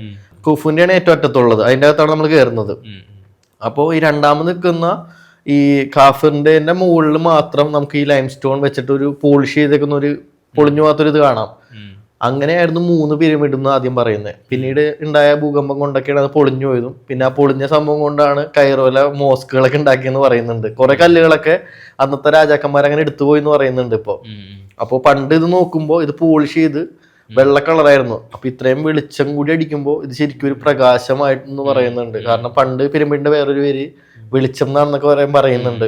കാരണം ഇത്രയും വലിയ ലൈം സ്റ്റോൺ വൈറ്റ് കളറിൽ സൂര്യൻ അടിച്ച് ചെയ്യുമ്പോൾ ഒരു വെള്ള പ്രകാശമാണ് മൊത്തം ഉണ്ടായിരുന്നത്. പിന്നീടുള്ള ഭൂകമ്പത്തിലാണ് അത് ഇടിഞ്ഞു പോയെന്ന് പറയുന്നുണ്ട്. നമുക്ക് പ്രവേശനം ഉള്ളത് അല്ല, 3ലും പ്രവേശനമുണ്ട്. പക്ഷെ എൻട്രി ടിക്കറ്റ് അത്യാവശ്യം നല്ല കോസ്റ്റ്ലി ആണ്. ആകെ ഈജിപ്തിലെ കോസ്റ്റ്ലി ആയിട്ട് നമുക്ക് ഫീൽ ചെയ്യുന്നത് എൻട്രി ടിക്കറ്റ് ആണ്. കാരണം ബഡ്ജറ്റ് ട്രാവലേഴ്സിനെ സംബന്ധിച്ച്. കാരണം 700 EGP ആണ് കയറാൻ. അപ്പൊ നാട്ടിലത്തെ ഒരു 1500 ആയി. പിന്നെ അകത്ത് തന്നെ വീണ്ടും ഒരു 1500 EGP ഉണ്ട്. പിന്നെ നമ്മൾ ഈജിപ്തിലെ മെയിൻ ആയിട്ടുള്ള ഒരു സ്കാം എന്ന് വെച്ച് കഴിഞ്ഞാൽ നമ്മൾ എത്തുമ്പോൾ തൊട്ടേ നമ്മളെ പറ്റിച്ചു തുടങ്ങും. ഞാൻ അവിടെ ചെന്നിറങ്ങിയപ്പോൾ തന്നെ ഒരാൾ പറഞ്ഞത് പിരമിഡ് ക്ലോസ് ചെയ്തു. 2 പ്രാവശ്യം ഞാൻ പോയതിന്റെ എക്സ്പീരിയൻസ് കൊണ്ട് ഞാനത് വീണില്ല. പറഞ്ഞു പിരമിഡ് ക്ലോസ് ചെയ്തു, നേരത്തെ ക്ലോസ് ചെയ്തു, നിങ്ങൾക്ക് വേണമെങ്കിൽ വേറൊരു വ്യൂ പോയിന്റിൽ കൊണ്ടുപോയി കാണിക്കാം, പിരമിഡ് കയറ്റാന്നൊക്കെ പറഞ്ഞ് ഒരാൾ വന്നു. പുള്ളി എന്നെ വിടണില്ല. എൻ്റെ ബൈക്കാരനെ പിടിച്ച്, ഞാൻ യൂബർ ബൈക്കാണ് ബുക്ക് ചെയ്തേക്കുന്നത്, ചീപ്പായിട്ട് ബഡ്ജറ്റ് ട്രാവല്. ബൈക്കാരനെ പിടിച്ച് നിർത്തിയേക്കുക, വിടുന്നില്ല. ഞാൻ പറഞ്ഞ് ഞാൻ സംസാരിക്കാൻ പറ്റാത്തതുകൊണ്ട് ഞാൻ ഇറങ്ങി നടന്നു. കാരണം ഇവരോട് സംസാരിച്ച് കഴിഞ്ഞാൽ തീരില്ല. അപ്പൊ അങ്ങനെ ഒരുപാട് സ്കാമുകളും കാര്യങ്ങളും ഉണ്ട്. അതുകൊണ്ട് ശ്രദ്ധിക്കണം. ഈ പിരമിഡ് എന്ന് പറയുന്നത് ഒരു സംഭവം തന്നെയാണ്. നമ്മളെ സഞ്ചാരികളെ ഈജിപ്തിലോട്ട് ആകർഷിക്കാൻ അത് കഴിഞ്ഞിട്ടുള്ളൂ. എന്തൊക്കെ കൾച്ചർ എന്ന് പറഞ്ഞാൽ അതൊരു സിമ്പിളാണ്. അതിൽ കണ്ടിട്ടാണ് നമ്മൾ അങ്ങോട്ട് ചെല്ലുന്നത്. ശരിക്കും പിരമിഡ് ഉള്ളതുകൊണ്ടാണ് അവിടുത്തെ ആൾക്കാർ ടൂറിസം കൊണ്ട് മുന്നോട്ട് ജീവിക്കുന്നത് തന്നെ. കാരണം പിരമിഡ് പറഞ്ഞ ഈജിപ്തിന്റെ ഇപ്പൊ നമുക്കറിയാം തകർന്നുകൊണ്ടിരിക്കുന്ന എക്കോണമിയാണ് അവരുടെ. പക്ഷെ ഇപ്പൊ ഈ ഒരു കൊറോണ കാലത്താണ് അവർക്ക് ഏറ്റവും പണി കിട്ടിയത്. അതുകൊണ്ടാണ്. കാരണം കൊറോണ ടൈമിൽ, കോവിഡിന്റെ ടൈമിൽ ഈ പറഞ്ഞ പോലെ പുറത്തുനിന്ന് ആൾക്കാർ വരാണ്ടായി, അവരുടെ വരുമാനം നിന്നുപോയി. അങ്ങനെ മൊത്തത്തില് അവർ തകർന്നു പോകുന്ന ഒരു സിറ്റുവേഷൻ ഉണ്ടായത്. ഇപ്പൊ അവർ വീണ്ടും കയറി വരുന്നുണ്ട്. പിന്നെ ഏറ്റവും കൂടുതൽ നമുക്ക് പ്രശ്നം എന്ന് വെച്ച് കഴിഞ്ഞാൽ ഈജിപ്തിലെ ലാംഗ്വേജ് ആണ്. അത് ഭയങ്കര ബുദ്ധിമുട്ടാണ്. എനിക്ക് ആദ്യം ഇവിടുന്ന് പോകുമ്പോൾ ഞാൻ ഇൻസ്റ്റാഗ്രാം വഴി പരിചയപ്പെട്ട ഒരു കൂട്ടുകാരൻ ഉണ്ടായിരുന്നു അവിടെ. അപ്പൊ ആളുടെ ഒരു പരിചയത്തിന്റെ പുറത്താണ്, മലയാളിയാണ്, ആളവിടെ അൽ അസർ യൂണിവേഴ്സിറ്റി പഠിക്കുകയാണ്. അപ്പൊ ആൾക്ക് നല്ല രീതിയിൽ ഈ മിസ്രി ഭാഷ, മിസ്രികൾ എന്നാണ് പറയുന്നത്, ഈജിപ്ഷ്യൻസിനെ അവർ പറയുന്നത് മിസ്രികൾ എന്നാണ്. അപ്പൊ മിസ്രികളുടെ ഭാഷ ഇവർക്ക് നല്ലോണം അറിയാം. പിന്നെ ഇവനെ കണ്ടാലും ഒരു മിസ്രി ലുക്കായുണ്ട്. ഒരുപാട് പ്രിവിലേജുകൾ ഉണ്ട് നമുക്ക്. എന്ന് വെച്ചാൽ നമ്മളൊരു ഈജിപ്ഷ്യൻ ആണെങ്കിൽ ഈജിപ്തില് ഒരുപാട് നമുക്ക് ടിക്കറ്റുകളാണെങ്കിലും എല്ലാം നമുക്ക് ഭയങ്കര പൈസ. അവിടെ 2 മെനു ഉണ്ട് ഹോട്ടലില്. അതാണ് എന്നെ ഞെട്ടിച്ചത്. അത് ഇവൻ ശ്രദ്ധിച്ചിട്ടില്ല. അത് ഞാൻ എന്താ പറയാ, ഇവന് പോലും ശ്രദ്ധിച്ചിട്ടില്ല ഇത്രയും വർഷമായിട്ട്. ഞാനൊരു ഹോട്ടലിൽ പോയി ഭക്ഷണം കഴിച്ചു. ഒരു സാധാ പോലെ നമുക്ക് കഴിക്കാൻ പറ്റുന്ന ചിക്കനും റൈസും കഴിച്ചപ്പോ എന്റെ ഒരു 300 EGP ആണ് അവർ വാങ്ങിച്ചത്. 300 EGP സെയിം. അത് ഇംഗ്ലീഷിലെ മെനു ആണ് എനിക്ക് തന്നത്. അറബി എനിക്ക് വായിക്കാൻ അറിഞ്ഞൂടാ. അപ്പൊ എനിക്ക് ഡൗട്ട് അടിച്ച് രണ്ടാമത്തെ പ്രാവശ്യം ഇവന്റെ ഒപ്പം പോയി കഴിച്ചു. ഇവന് രാവിലെ നോമ്പായോണ്ട് ഇവൻ കഴിക്കാൻ വന്നില്ല. ഉച്ചയ്ക്ക് ഞാൻ ഭക്ഷണം കഴിക്കാൻ പോയത്. വൈകിട്ട് നോമ്പ് തുറക്കാൻ പോയപ്പോ സെയിം മെനു തന്നെ ഞങ്ങൾ ഓർഡർ ചെയ്തപ്പോ ഇവന്റെ ആകെ 2 പേർ കൂടി 300 വാങ്ങിച്ചുള്ളൂ. അപ്പൊ അങ്ങനെ ശരിയാവും. അപ്പൊ ഞാൻ ഇത് എടുത്തിട്ട് മെനു എടുത്തിട്ട് ഗൂഗിൾ ട്രാൻസ്ലേറ്റ് ഇട്ട് മാറ്റി. അപ്പൊ അവിടുത്തെ ആൾക്കാർക്ക് ഇതിന്റെ പകുതി പൈസ ഉള്ളൂ. അപ്പൊ ടൂറിസ്റ്റുകളെ എങ്ങനെയൊക്കെ പറ്റിക്കാൻ പറ്റുമോ മാക്സിമം പറ്റിക്കുന്ന ആൾക്കാരാണ്. കാരണം അവർക്ക് വേറെ വഴിയില്ല, വരുമാനമില്ല. എങ്ങനെയൊക്കെ നമ്മളെ പറ്റിക്കാൻ പറ്റുമോ, ടാക്സി ആണെങ്കിലോ ഇപ്പൊ ഒരു 100 രൂപ സാധനം 1000 പറയുള്ളൂ.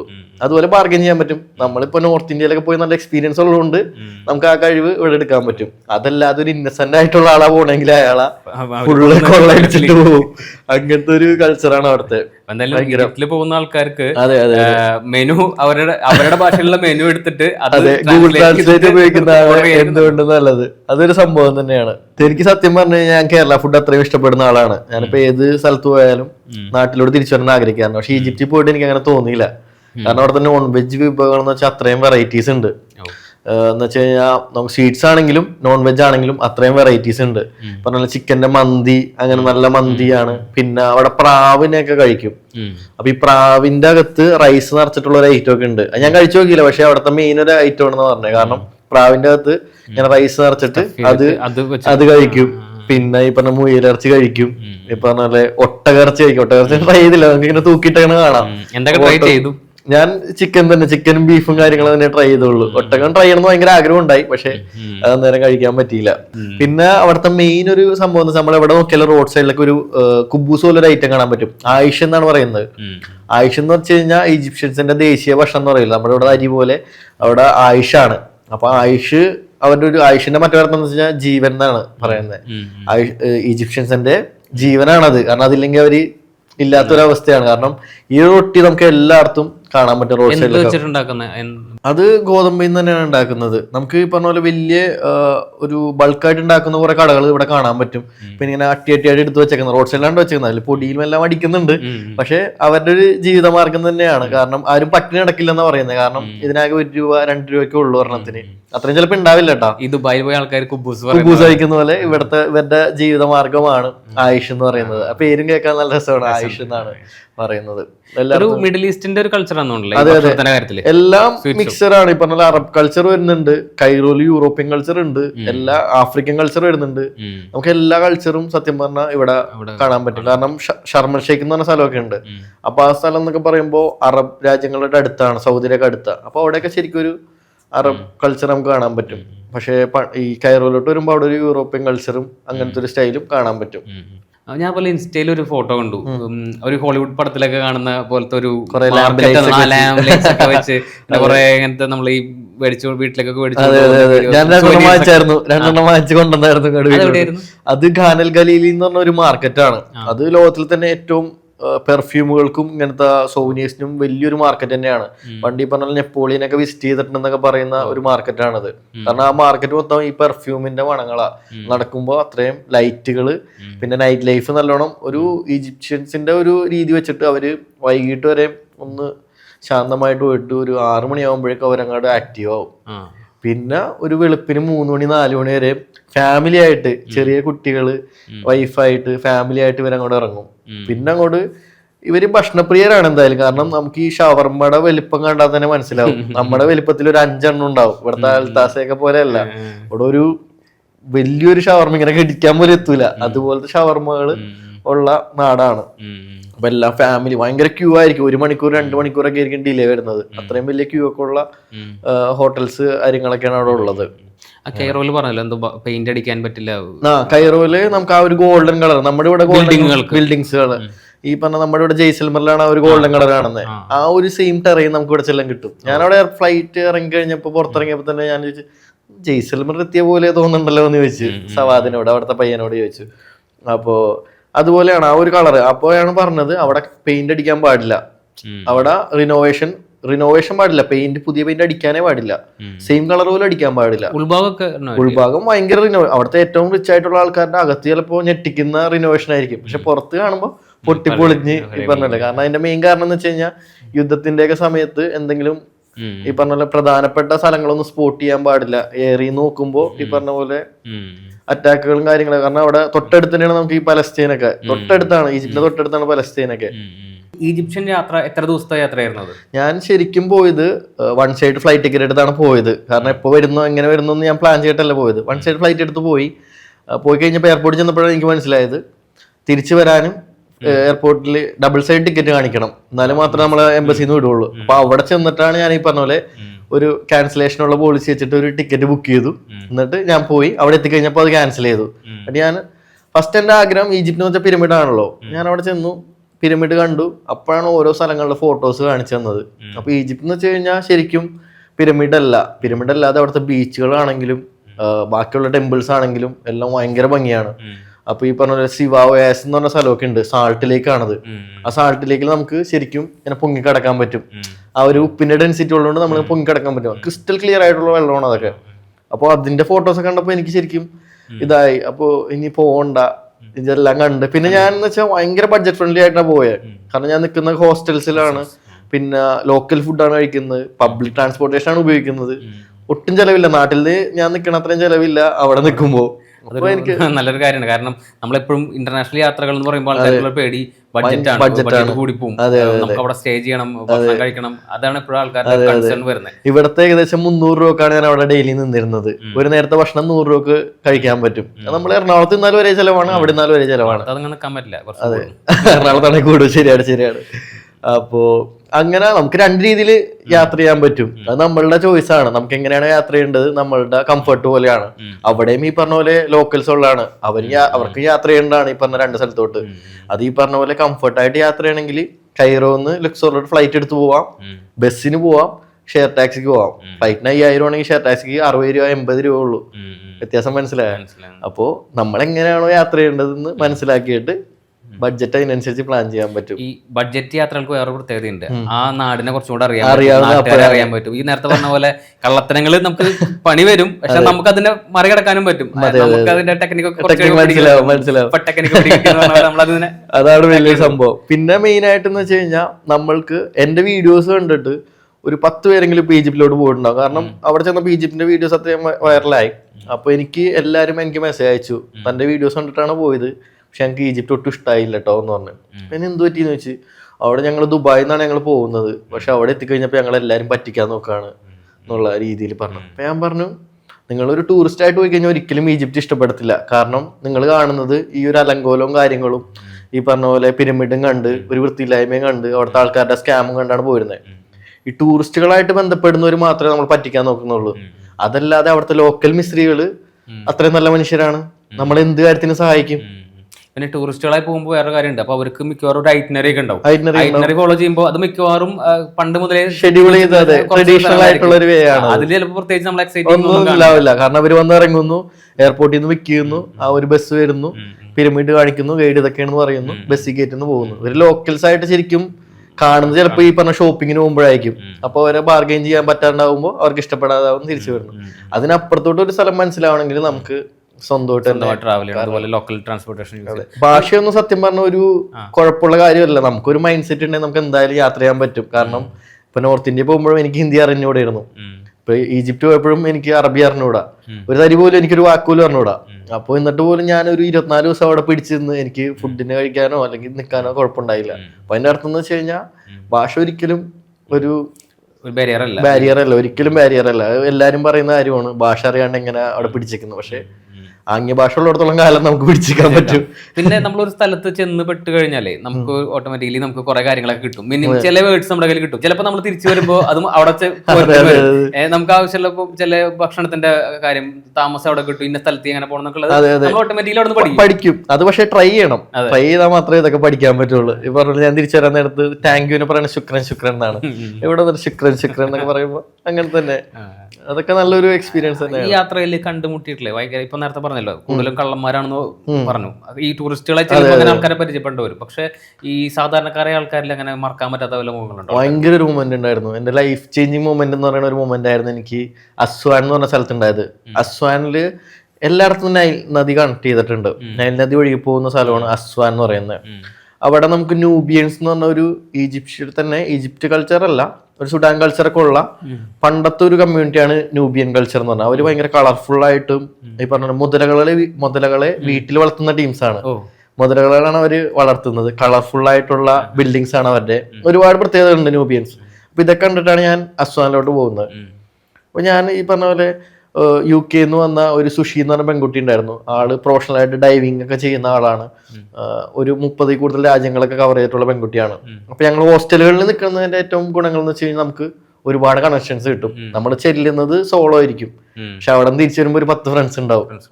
ഞാൻ കണ്ടിരുന്നു നിങ്ങളുടെ കയാക്കിങ്ങിന് പോയത്. അതാണ് എന്റെ ഏറ്റവും വലിയ എക്സ്പീരിയൻസ്. അപ്പൊ ഞാൻ ഈ കയാക്കിങ്ങിന് പോയപ്പോൾ ഞാനും സുഷിയും പ്ലാൻ ചെയ്തു രാവിലെ പോവാം. എന്റെ ധൈര്യം, എനിക്കന്ന് നീന്തൽ അറിയില്ല. എന്റെ ധൈര്യം, സുഷി പ്രൊഫഷണൽ ഡൈവറാണ്. അപ്പൊ നമ്മൾ എന്തായാലും എന്തൊക്കെയാണ് ലൈഫ് ജാക്കറ്റ് കൊണ്ട് രക്ഷപ്പെടും. പക്ഷെ അപ്പൊ എന്നോട് പറഞ്ഞിരുന്നു ആ സൈഡിലോട്ട് പോകണ്ടെന്ന് പറഞ്ഞു. പക്ഷെ ആ സൈഡിലാണ് നമുക്ക് കളർഫുൾ ആയിട്ടുള്ള ബിൽഡിങ്സ് ഉള്ളത്. നമ്മള് മലയാളീസ് ഇത് നൈൽ നദിയിലാണ്. നൈൽ നദി എന്ന് വെച്ച് കഴിഞ്ഞാൽ ഇത്രയും വലിയ ക്രൂസ് ഷിപ്പ് പോകുന്ന നൈൽ നദിയാണ്. നമ്മള് ഓളത്തിന്റെ പുറത്ത് രാവിലെ അങ്ങനെ ഒരു കര പിടിച്ച് അങ്ങനെ പോയി, നടുക്കേ കൂടെ പോയി അവിടെ എത്തിക്കഴിഞ്ഞിട്ട് തിരിച്ചു വരണമല്ലോ. 1 മണിക്കൂറിനാണ് കയാക്ക് റെന്റ് എടുത്തേക്കുന്നത്. 1/2 മണിക്കൂറായി. തിരിച്ചു വരാൻ വേണ്ടി തുഴഞ്ഞപ്പോ തിരിച്ചു വരാൻ പറ്റണില്ല. ഒഴുക്ക് ശക്തമായി, അങ്ങോട്ട് ഭയങ്കര ശക്തമായി. അപ്പൊ സുഷി എങ്ങനെയൊക്കെയോ എന്റെ അത്രയും വരാത്തോണ്ട് സുഷി ഇങ്ങനെ കാണിച്ച് പോയി. ഞാൻ അവിടെ കിടന്ന് കറങ്ങി. സത്യം പറഞ്ഞാൽ ഞാനൊരു ചുഴിയിൽ പെട്ടുപോയി, വലിയൊരു ചുഴിയിൽ പെട്ടുപോയി. അപ്പൊ ഇതിങ്ങനെ കറങ്ങി. അപ്പൊ അതിൽ എന്തെങ്കിലും കാണിച്ചു കഴിഞ്ഞാൽ കയാക്ക് മറിയുന്ന എനിക്ക് മനസ്സിലായി. ഞാനത് അനങ്ങാതെ നിന്നിട്ട് ഇങ്ങനെ 2 കറക്കം കറങ്ങി. ഈ സൈഡ് ഒരു നടുക്കൊരു റോക്കാണ്, ഈ സൈഡിൽ കൂടെ പോവാം, ഈ സൈഡിൽ കൂടെ പോവാം. ഈ സൈഡിൽ കൂടെ അറ്റംപ്റ്റ് നടത്തി, ഫ്ലോപ്പായി. തിരിച്ചു വന്നു. ഞാനൊരു ഷിപ്പിന്റെ സൈഡിലോട്ട് പോയി. അതിന്റെ ഒഴുക്കുറവാണ്. ഷിപ്പിന്റെ സൈഡിലോട്ട് പോയപ്പോഴാണ് അതിന്റെ ഭീകരത മനസ്സിലായത്. ഷിപ്പ് ഇങ്ങനെ നോക്കുമ്പോൾ അടിയിലോട്ട് ഇങ്ങനെ വലിക്കുന്ന പറയുന്നത് ഷിപ്പിന്റെ സൈഡിലുള്ള വെള്ളം. ദൂരെ നിന്ന് ഒരു ബോട്ടുകാരൻ പറഞ്ഞു അവിടെ നിന്ന് മാറുന്ന ഇങ്ങനെ ലാലാന്ന് പറഞ്ഞു. ഞാനത് കേട്ടപ്പോ ഞെട്ടിപ്പോയി. കാരണം എന്താ ചെയ്യണ്ടെന്ന് അറിയില്ല. ലാസ്റ്റ് വിചാരിച്ചു കയാക്ക് പോട്ടെ, അതിന്റെ പൈസ കൊടുക്കുക, എവിടെയെങ്കിലും കര പിടിച്ച് പോയി കേറിയിട്ട് എന്താന്ന് വെച്ചാൽ ചെയ്യാ. കാരണം ഫോൺ ഉണ്ട് കയ്യിൽ, ആകെ ഉള്ള ഒരു അസറ്റ് ഫോണാണ്. ഫോൺ പോയി കഴിഞ്ഞാൽ പിന്നെ ഈജിപ്തിലൊന്നും ചെയ്യാനില്ല. അപ്പോ ഫോൺ പോകരുത് എന്നുള്ള രീതിയിൽ പോവാന്ന് വെച്ചപ്പോൾ ഒരു പ്രാവശ്യം കൂടി ഒന്ന് ട്രൈ ചെയ്ത് നോക്കാൻ നിർത്തി. ആ ട്രൈയില് ഞാൻ ആ ഒരു ഭയങ്കര ഒഴുക്ക് കടന്ന് അപ്പുറത്തോട്ട് എത്തി. എന്നിട്ട് ഭയങ്കര ദാഹം. അപ്പൊ വെള്ളമൊന്നും എടുത്തിട്ടില്ല. നൈലിൽ നിന്ന് കുറച്ച് വെള്ളം എടുത്ത് കുടിച്ചു തുടങ്ങി. അന്നേരം നമുക്ക് തൊണ്ട ഡ്രൈ ആയി. എന്നിട്ട് ഞാൻ കവർ ചെയ്ത് സുഷിനെയും കവർ ചെയ്ത് ഞാൻ ഫ്രണ്ടിലോട്ട് പോയി. ഒരു വളവ് തിരിഞ്ഞ് ഞാൻ വെയിറ്റ് ചെയ്യാണ്. 10 മിനിറ്റ് ആയി. ഞാൻ കരക്കടുപ്പിച്ച് കര കയറിയിരുന്നു. കാരണം ഭയങ്കര ടെൻഷനായി, പേടിച്ചു പോയി ശരിക്കും. അപ്പോഴാണ് വേറൊരു സംഭവം, 2 മീനുകളൊക്കെ ഇങ്ങനെ ചാടി പോകുന്നു. അത് സാധാരണ കരയിൽ നിന്നാണ് ഞാൻ അത് എൻജോയ് ചെയ്തേനെ. പക്ഷെ ടെൻഷന്റെ പുറത്ത് അത് എൻജോയ് ചെയ്യാനും പറ്റിയില്ല. ഇതെന്താ ചാടിപ്പോണെന്നും മനസ്സിലായില്ല. അങ്ങനത്തെ ഒരു മൊമെന്റ് ആയിരുന്നു. ഇതൊക്കെ കഴിഞ്ഞ് ടെൻഷനോടുകൂടി ഞാൻ അവിടെ എത്തി. അപ്പൊ തന്നെ ഞാൻ മനസ്സിലുറപ്പിച്ചട്ടോ എന്തായാലും നീന്തൽ പഠിക്കണം, നാട്ടിൽ പോയിട്ട് നീന്തൽ പഠിക്കണം എന്നൊക്കെ വിചാരിച്ചു. ഞാൻ അവിടെ എത്തി. 10 മിനിറ്റ് ആയി, 20 മിനിറ്റ് ആയി, അരമണിക്കൂറായി. സുഷീനെ കാണാനില്ല. ഞാൻ ശരിക്കും പേടിച്ചു. കാരണം അത്ര പേടിയില്ല, കാരണം ആൾക്ക് നീന്താൻ അറിയാം. കാരണം കടലിൽ നീന്തുന്ന ആളാണ്, പ്രൊഫഷണൽ ഡൈവറാണ്. അപ്പോ ഒന്നും പറ്റില്ലെന്ന് അറിയാം, എന്നാലും ആളെ കാണുന്നില്ല.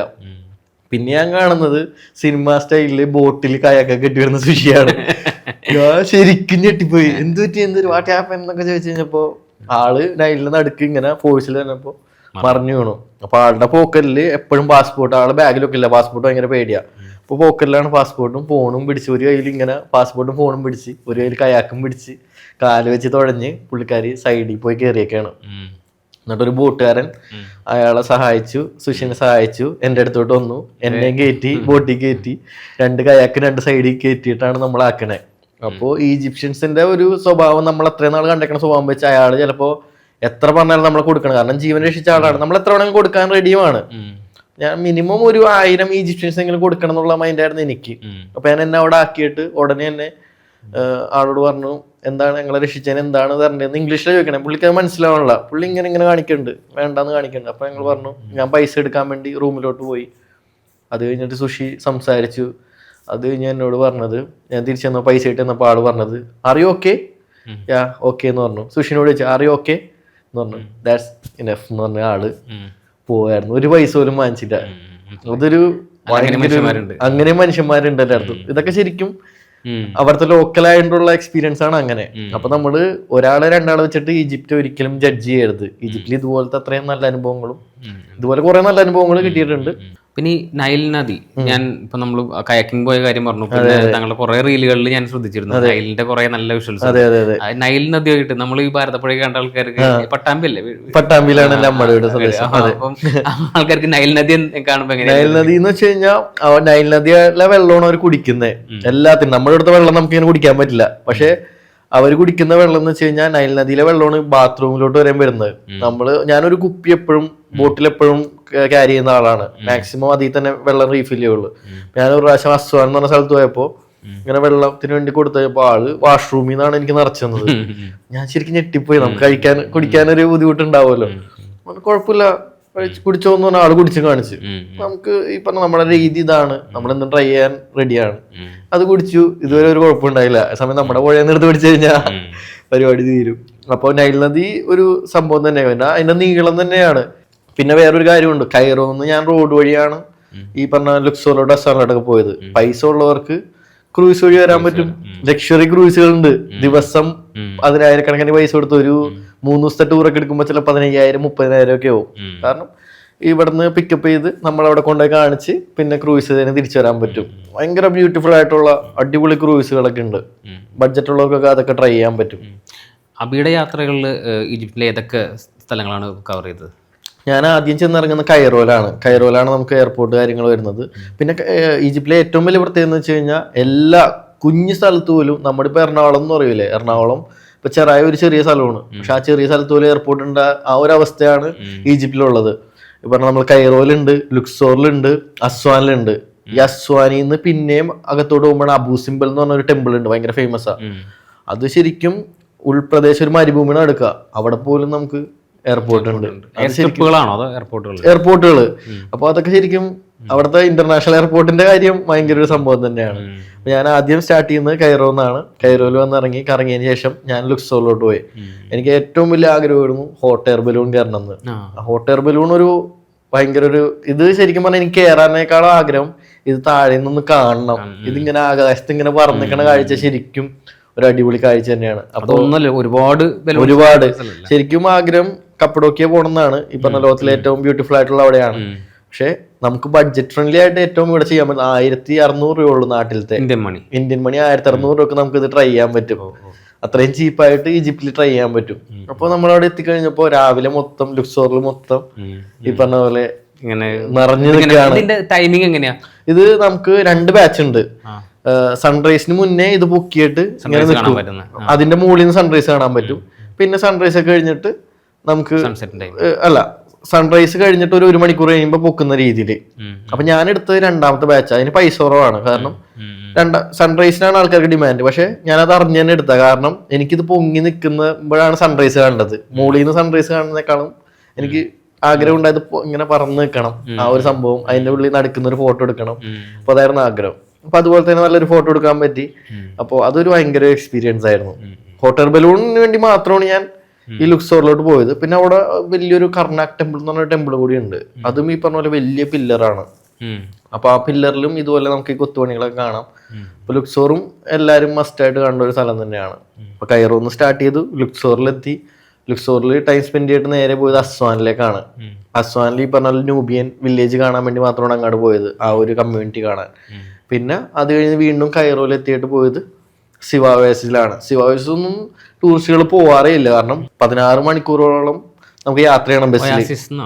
സിവ ഒയാസിസ്. അപ്പോൾ അവിടെ ചെന്ന് കഴിയുമ്പോൾ ഫുള്ളായിട്ടുള്ളൊരു വില്ലേജാണ്. അവിടെ ഈ പറഞ്ഞ പോലെ ഈജിപ്തിലെ ഏറ്റവും ശാന്തമായിട്ടുള്ളൊരു വില്ലേജാണ് സിവ. സിവയിൽ നമുക്ക് ഒരു രീതിയിലുള്ള ക്രൗഡുകളോ വണ്ടികളോ ഒന്നും കാണാൻ പറ്റില്ല അധികം. ഒരു ബസ് മാത്രം അങ്ങോട്ട് സർവീസ് നടത്തുന്നുള്ളൂ. അപ്പോൾ ആ ബസ്സോടെ എത്തിക്കഴിഞ്ഞാൽ പ്യൂർ ആയിട്ടുള്ള മനുഷ്യരെ കാണാൻ പറ്റുന്ന അറിയില്ലേ വില്ലേജുകളിലെ, അതുപോലത്തെ അത്രയും കെയർ ടേക്കിംഗ് ആയിട്ടുള്ള ആൾക്കാരെയാണ് എനിക്ക് അവിടെ ചെന്നപ്പോൾ കിട്ടിയത്. അപ്പോൾ അവിടെ ചെന്ന് കഴിഞ്ഞപ്പോൾ ഹോം സ്റ്റേയിലെ ആളാണെങ്കിലും ഭയങ്കര ഫ്രണ്ട്ലി ആയിരുന്നു. അപ്പോൾ ആളുടെ വീട്ടിലുണ്ടാക്കുന്ന ഭക്ഷണമാണ് തന്നതൊക്കെ. അവിടെ എനിക്ക് കുറേ ടൈപ്പ് ഭക്ഷണങ്ങൾ തന്നിരുന്നു. പുള്ളി വെജിറ്റബിൾസ് ആണ് കൂടുതലും, കുറേ വെജിറ്റബിൾസ് വെച്ചിട്ടുള്ള ഫുഡുകൾ കാര്യങ്ങളൊക്കെ തന്നു. അത് കഴിഞ്ഞിട്ടാണ് ഈ സാൾട്ട് ലേക്കിലോട്ട് പോകാനാണ് നമ്മൾ പോകുന്നത്. പിന്നെ സിവ എന്ന് പറയുന്ന സഹാറ മരുഭൂമിയാണ്, ലോകത്തിലെ ഏറ്റവും വലിയ മരുഭൂമിയായ സഹാറ ഡെസേർട്ടിലാണ് ഈ സിവ ലൊക്കേറ്റ് ചെയ്തേക്കുന്നത്. അപ്പോൾ നമ്മൾ ആദ്യം ഈ പറഞ്ഞ പോലെ സാൾട്ട് ലേക്ക് കാണാൻ പോവാണ്. രാവിലെ എന്നിട്ട് എൻ്റെ ഒപ്പം ഒരു തൈവാൻകാരനുണ്ട്. അപ്പൊ തൈവാൻകാരന് ഞാനും സോളോ വന്നതാണ്. ഞങ്ങളൊപ്പം ഒരു ടുക് ടുക്ക് എടുത്തിട്ട് ചെറിയ റിക്ഷ, ഇലക്ട്രിക് റിക്ഷ എടുത്തിട്ട് നമ്മൾ പോവായിരുന്നു. അപ്പൊ അവിടെ എത്തിക്കഴിയുമ്പോൾ ഉപ്പുപാടമാണ് ശരിക്കും, ഭയങ്കര വലിയ ഉപ്പുപാടങ്ങളാ. അപ്പൊ അതിന്റെ നടുക്ക് ഇതുപോലെ വെള്ളം കെട്ടിയിരിക്കുന്ന വെച്ചാൽ പല കളറിൽ കാണാൻ പറ്റും. പച്ച കളറിലെ വെള്ളം കാണാൻ പറ്റും, നീല കളറിലെ വെള്ളം കാണാൻ പറ്റും, വെള്ള കളറിലെ പ്ലെയിൻ ആയിട്ട് കാണാൻ പറ്റും. അതെനിക്ക് തോന്നുന്നു അടിയിലത്തെ ആ കളർ വെച്ചിട്ട് മാറുന്നതായിരിക്കാം. അപ്പൊ അതിലെ ഏറ്റവും സംഭവം എന്ന് വെച്ച് കഴിഞ്ഞാൽ നമ്മൾ ഒരിക്കലും മുങ്ങിപ്പോകത്തില്ല. അതൊരു അത്ഭുതം തന്നെയാണ്. കാരണം ഡെഡ് സീ പറഞ്ഞ പോലെ നമ്മൾ മുങ്ങിപ്പോവില്ല, പക്ഷെ ഡെഡ് സീ കാണാൻ അത്ര ഭംഗിയില്ല സത്യം പറഞ്ഞാൽ. പക്ഷെ ഇത് കണ്ണീര് പോലെ തെളിഞ്ഞ വെള്ളം എന്ന് പറയില്ലേ, അത്രയും ഇതാണ് സംഭവം. അത് ഓരോ ഏരിയയിലും കളർ ചേഞ്ച് ഉണ്ടാവും. അതെ അതെ അതെ. അപ്പൊ ഇങ്ങനെ കെട്ടി നിർത്തിയേക്കാണ്, നമ്മുടെ ഇവിടുത്തെ കെട്ടുകൾ പോലെ ഓരോ സ്ഥലത്ത് ഇങ്ങനെ കെട്ടി നിർത്തിയേക്കാണ്. അപ്പോ അതിൽ ഇങ്ങനെ ഇറങ്ങി കഴിയുമ്പോൾ നമ്മൾ ശരിക്കും അത് നമ്മൾ പാനിക്കിൽ ഇങ്ങനെ കൈയൊക്കിട്ട് അടിക്കും, മുങ്ങിപ്പോകുന്നു. പക്ഷെ പിന്നെ നമ്മൾ റിലാക്സ് നമ്മുടെ ഗൈഡ് പറഞ്ഞു കഴിഞ്ഞപ്പോ ടുക്ടുക്കാരൻ പറഞ്ഞ്, ഡ്രൈവർ പറഞ്ഞു റിലാക്സ് എന്ന് പറയുമ്പോൾ ഇതൊക്കെ തന്നെ ഇതാണ് ടുക്ടുക്കാരനാണ് നമ്മുടെ അന്നത്തെ ഗൈഡ്. അപ്പൊ ആളാണ് കൊണ്ടുവന്നേക്കുന്നത്. അപ്പൊ ആള് നമ്മളോട് പറഞ്ഞു ഇറങ്ങിക്കോളാൻ പറഞ്ഞു. അപ്പൊ ഇറങ്ങി കഴിഞ്ഞപ്പോ എനിക്ക് സത്യം പറഞ്ഞാൽ നല്ല പേടി, കാരണം ഇതിന് ഭയങ്കര ആഴമാണ്, ഭയങ്കര ആഴമുണ്ട് ഇനി. അപ്പൊ ഈ ഡെപ്ത് കണ്ട് കാണാനും പറ്റും നമുക്ക് ഡെപ്ത്. അപ്പൊ ഞാൻ പേടിച്ചിട്ടാണ് ഇറങ്ങിയത്. അപ്പൊ തൈവാൻകാരന് നീന്താൻ അറിയുന്നുണ്ട്, ആളെ ഇറക്കി. അപ്പൊ ആള് പറഞ്ഞു കം കം നോ ഇഷ്യൂസ് എന്നൊക്കെ പറഞ്ഞു. അപ്പൊ എനിക്ക് നമുക്കൊരു ധൈര്യം കുറവുണ്ടല്ലോ നീന്താൻ അറിയാത്തതുകൊണ്ട്. എന്നിട്ട് ഞാൻ അതിൽ ഇറങ്ങി. ശരിക്കും നമുക്കിങ്ങനെ പറന്ന് നടക്കാം വെള്ളത്തില്. അതെ അതെ, നമുക്ക് അതൊരു മാജിക് പോലെയാണ്. ഭയങ്കര ഒരു എക്സ്പീരിയൻസ് ആയിരുന്നു. പിന്നെ അവിടുത്തെ ആ ഒരു ഫോട്ടോസും കാര്യങ്ങളൊക്കെ ഭയങ്കര ഭംഗിയാണ്. പിന്നെ അത് കഴിഞ്ഞ് പോയത് ഈ പറഞ്ഞ പോലെ സഹാറ ഡെസേർട്ടിലെ സ്റ്റാർ ഗേസിങ് ഭയങ്കര അടിപൊളിയായിരുന്നു. കാരണം നമുക്ക് ഈ നക്ഷത്രം ഇങ്ങനെ വെതറിയിട്ടേക്കണ പോലെയാണ്. കാരണം പൊല്യൂഷനായിട്ട് അവിടെ ഒന്നുമില്ല, ലൈറ്റ് പൊല്യൂഷൻ ഇല്ല, ഈ പറഞ്ഞ പോലെ വണ്ടികളില്ല, ഒരു പൊല്യൂഷൻ ഇല്ല അവിടെ. നമ്മൾ സഹാറ ഡെസേർട്ടിൽ പോയിട്ട് അതും ഈ ടുക് ടുക്കിനാണ് കൊണ്ടുപോണേ. ചെറിയ വണ്ടിക്ക് ഡ്രൈവർ നമ്മളൊരു ഇലക്ട്രിക് ഓട്ടോ ആളെടുത്തേക്കാണ്. അപ്പൊ ആൾക്ക് 300 ഈജിപ്പിക്കാണ് നമുക്ക് തന്നത്. നമ്മള് പറഞ്ഞ പോലെ ആളിങ്ങനെ ഹിഡൻ ആയിട്ട് ഇവിടെ സ്റ്റാർ ഗേസിംഗ് കാണാൻ പറ്റുന്നൊക്കെ പറയും. പുള്ളി നല്ല മനുഷ്യരായിരുന്നു. പുള്ളി ട്രാൻസ്ലേറ്റർ ഉപയോഗിക്കുന്നുണ്ട്. പുള്ളി ട്രാൻസ്ലേറ്റർ ഉപയോഗിച്ചിട്ട് എനിക്ക് ഇങ്ങനെ കാണിച്ചു തരും, ഞാൻ എന്റെ ട്രാൻസ്ലേറ്റർ എടുത്ത് പുള്ളി കാണിച്ചു തരും. നല്ല രീതിയിൽ സംഭാഷണം വന്നിരുന്നു. അതുകൊണ്ട് തന്നെ ആള് കൊണ്ടുപോയിട്ട് ആളാണ് എനിക്ക് പറഞ്ഞത്, എനിക്ക് അറിയില്ലായിരുന്നു ഈ സ്റ്റാർ ഗേസിംഗ് കാണാൻ പറ്റുന്നത്. അപ്പൊ ഇതെല്ലാം അവിടെ എത്തിക്കഴിഞ്ഞിട്ടാണ് ഇങ്ങനത്തെ എക്സ്പീരിയൻസ് കിട്ടിയത്. ഭയങ്കര ഒരു എക്സ്പീരിയൻസ് ആയിരുന്നു. കാരണം നമുക്ക് എന്താ പറയാ, സ്റ്റാർസ് അത്രയും സ്റ്റാർസ് ഞാൻ ഇതുവരെ ഇന്ത്യയിൽ കണ്ടിട്ടില്ല. ഇപ്പൊ ജയ്സൽമർ പോയാലും ഇപ്പൊ സ്പിറ്റി വാലിയൊക്കെ ഞാൻ പോയിട്ടുള്ളതാ. പക്ഷെ അവിടുത്തെ സ്റ്റാർസ് എന്ന് വെച്ച് കഴിഞ്ഞാൽ ഈ അറ്റം മുതൽ ഈ അറ്റം വരെ നമുക്ക് കാണാൻ പറ്റും. മരുഭൂമി കൂടിയാണ്. അപ്പൊ മലകളുടെ തടസ്സമൊന്നുമില്ല, മൊത്തം 360 വരെ ഇങ്ങനെ ഭയങ്കര. അവിടെ റിസോർട്ടിൽ ഒരു സ്റ്റേ ഉണ്ടായിരുന്നു, പക്ഷെ അതെനിക്ക് അറിയില്ലായിരുന്നല്ലോ. ഞാൻ ഓൾറെഡി ഹോം സ്റ്റേയിൽ സ്റ്റേ എടുത്തിട്ടുണ്ട്. ഞാനത് പോയി കണ്ടിട്ട് ഒരു ക്യാമ്പ് ഫയർ ഒക്കെ തന്നു ആൾ, കാരണം നല്ല തണുപ്പാണ് രാത്രിയാകുമ്പോ. അത് തിരിച്ചു വന്നു. നല്ലൊരു എക്സ്പീരിയൻസ് ആയിരുന്നു. ഈ യാത്രയിൽ എന്തെങ്കിലും മോശം അനുഭവങ്ങൾ എന്തെങ്കിലും ഉണ്ടായിരുന്നോ? ഇല്ല, എനിക്ക് മോശമായിട്ടൊന്നും അങ്ങനെ ഒന്നും തന്നെ ഉണ്ടായിരുന്നില്ല. എനിക്ക് ഏറ്റവും ഇഷ്ടപ്പെട്ടത് അല്ലെങ്കിൽ ഏറ്റവും മറക്കാൻ പറ്റാത്ത ഒരു അനുഭവം എന്ന് വെച്ചാൽ ഞാൻ സ്കൂബ ഡൈവിങ് അവിടെ ചെയ്തായിരുന്നു. അപ്പോ എനിക്ക് ലക്ഷദ്വീപ് ചെയ്യണമെന്നായിരുന്നു ആഗ്രഹം. കാരണം നമുക്ക് ഇവിടെ നിന്ന് എല്ലാവർക്കും അടുത്ത ലക്ഷദ്വീപാണല്ലോ. പക്ഷെ അവിടെ ചെന്നപ്പോഴാണ് അറിഞ്ഞത്, കാരണം സുഷിനെ പരിചയപ്പെട്ടു എന്ന് പറഞ്ഞല്ലോ. സുഷി ഒരു ഡയലോഗ് പറഞ്ഞു, പറഞ്ഞ പോലെ 30% കരയേ ഉള്ളൂ, ബാക്കി 70% ഭൂമിയുടെ അടിയിലാണ്. അത് കണ്ടില്ലെങ്കിൽ നമ്മൾ എന്തിനാണ് ജീവിച്ചിരിക്കണേന്ന് പറഞ്ഞു. എന്നിട്ട് ആളുടെ ഡൈവിങ്ങിന്റെ ഓരോ ഫോട്ടോസ് കാണിച്ചു തന്നു അസ്വാനിലിരിക്കുമ്പോ. കണ്ടപ്പോ ഉറപ്പിച്ചു. കാരണം ആള് 2ാമത്തെ പ്രാവശ്യം ഈജിപ്തിൽ വന്നേ. ആദ്യം വന്നത് ഈ കോസ്റ്റൽ ഏരിയയിൽ മാത്രം നിൽക്കാനാ, ഡൈവിങ് ചെയ്യാൻ. അത് കഴിഞ്ഞ് പുള്ളിക്കാരി പോയി. പിന്നെ ഇപ്പൊ ഇതിനു വേണ്ടി ഒരു ടൂറിന് വന്നു. അപ്പൊ ഞാൻ പറഞ്ഞു എന്നാ എനിക്കും ചെയ്യണം എന്നുള്ള ആഗ്രഹം വന്നു. അവിടെ പോയി പുള്ളിക്കാരി എല്ലാം അറേഞ്ച് ചെയ്ത് തന്നു. അത് ചെയ്യാനിറങ്ങിയത് ഭയങ്കര ഒരു മൊമെന്റ് ആയിരുന്നു. കാരണം ഭയങ്കര ക്ലിയർ വാട്ടർ ആണ് റെഡ് സീ എന്ന് പറഞ്ഞു കഴിഞ്ഞാൽ. റെഡ് സീ നമുക്ക് 2 ഓഷ്യൻസ് ആണ് അവിടെ ഉള്ളത്. നമ്മളിവിടെ അറബിക്കടൽ പോലെ റെഡ് സീ ഉണ്ട്, അവിടെ മെഡിറ്ററേനിയനും ഉണ്ട്. അപ്പോൾ റെഡ് സീ എന്ന് പറഞ്ഞു കഴിഞ്ഞാൽ ഭയങ്കര ക്ലിയർ ആയിട്ടുള്ള, പിന്നെ ഇവിടെ കാണാത്ത ഒരുപാട് മീനുകളെയൊക്കെ അവിടെ കാണാൻ പറ്റും. നമ്മളൊരു ഐലൻഡിലോട്ടാണ് ബോട്ടിൽ കൊണ്ടുപോകുന്നത് 2 മണിക്കൂറോളം. അവിടെ കൊണ്ടുപോയിട്ടാണ് ഇങ്ങനെ ഇറക്കുന്നത്. അപ്പോൾ ഭയങ്കര ഒരു എക്സ്പീരിയൻസ് ആയിരുന്നു. അതിന്റെയും ഈ പറയുന്ന പോലെ ഈ പൈസ നമുക്ക് ഈ വിനിമയ വ്യത്യാസമുള്ളത് കൊണ്ട് നമുക്ക് അതെ, എനിക്ക് ആകെ 2500 രൂപയാണ് ആകെ നാട്ടിലത്തെ ആയത്. അപ്പോൾ 2500 രൂപക്ക് ഈ പറഞ്ഞ പോലെ ബോട്ട് ട്രിപ്പ് കിട്ടി, സ്കൂബ ഡൈവിങ് കിട്ടി, സ്നോർക്കലിംഗ് കിട്ടി, പിന്നെ ഫുഡ് കിട്ടി. അപ്പോ അതെ അതെ അതെ ഭയങ്കര ചീപ്പായിട്ടുള്ള ഒരു സംഭവമായിരുന്നു. പിന്നെ ഈ പറഞ്ഞ പോലെ നമുക്ക് ഏറ്റവും ബെറ്റർ ഓപ്ഷൻ ആയിട്ടാണ് ലക്ഷദ്വീപ് പോണേ. ശരിക്കും ലക്ഷദ്വീപിനെക്കാളും ഒരുപാട് കാണാനും ക്ലിയർ വാട്ടർ ആണ് ഈജിപ്തിലെ ഡൈവിംഗ് എന്ന് വെച്ച് കഴിഞ്ഞാൽ ശരിക്കും ഒരു പാരഡൈസ് തന്നെയാണ്. ഡൈവിംഗ് ചെയ്യണവർക്ക് എല്ലാവർക്കും ആഗ്രഹമുള്ള സംഭവം തന്നെയാണ് റെഡ് സീ എന്ന് പറയുന്നത്. പക്ഷെ ഇതെല്ലാം അവിടെ എത്തിക്കഴിഞ്ഞിട്ടാണ് അറിയുന്നത്. എല്ലാരും വന്ന് പിരമിഡ് കണ്ടുപോകും, പക്ഷെ പിരമിഡ് അല്ല ഈജിപ്റ്റ്. ഈ പറഞ്ഞ പോലെ സിവാവേസ്, ഈ പറഞ്ഞ പോലെ റെഡ് സീ, ഈ പറഞ്ഞ ഹോട്ട് എയർ ബലൂൺ, ഇതെല്ലാം നമുക്ക് ഈജിപ്തിൽ കിട്ടും. ഈ സുഷിയെ പോലെ വേറെ ആരെങ്കിലും ഒക്കെ പരിചയപ്പെട്ടിരുന്നു ഈ യാത്രയിൽ? ഇഷ്ടം പോലെ. നമ്മൾ ഓരോ സ്ഥലത്ത് നമ്മൾ ഒറ്റക്കാണല്ലോ, ഒറ്റക്കായതുകൊണ്ട് തന്നെ നമ്മള് ഇതുപോലെ സംസാരിച്ചേ പറ്റുള്ളൂ. അതെ അതെ, ഇൻട്രസ്റ്റിംഗ് ആയിട്ട്. പിന്നെ ഞാൻ പാകിസ്ഥാനിൽ നിന്ന് 2-3 പേരെ പരിചയപ്പെട്ടിരുന്നു. അതിൽ എനിക്ക് ഏറ്റവും ഉണ്ടായത് കൈറോയിൽ ഞാൻ നിന്ന സെയിം ഹോസ്റ്റലിൽ തന്നെ യാദർശികമായിട്ട് ലുക്സോർ എന്നപ്പോഴും ആളവിടെ ഉണ്ടായിരുന്നു. അപ്പൊ ആളുടെ ഒപ്പം ഞാനൊരു ദിവസം സൈറ്റ് സീയിങ്ങിന് കാര്യങ്ങളൊക്കെ പോയിരുന്നു. പിന്നെ അസ്വാനിലാണെങ്കിലും നമ്മളൊരു 5 പേര് കമ്മ്യൂണിറ്റി പോലെ അവിടെ വന്നിട്ട് അതിലൊരു പാകിസ്ഥാനിൽ നിന്ന് ഒരാളുണ്ടായിരുന്നു. പിന്നെ ഒരു കൊൽക്കത്തയിൽ നിന്ന് സോളോ ആയിട്ട് പെൺകുട്ടികൾ വന്നിട്ടുണ്ടായി. സുഷി ഒറ്റക്കായിരുന്നു. പിന്നെ ഒരു കണ്ണൂരുകാരനെ ഉണ്ടായിരുന്നു, മലയാളിനെ അവിടെ വെച്ച് കണ്ടിരുന്നു.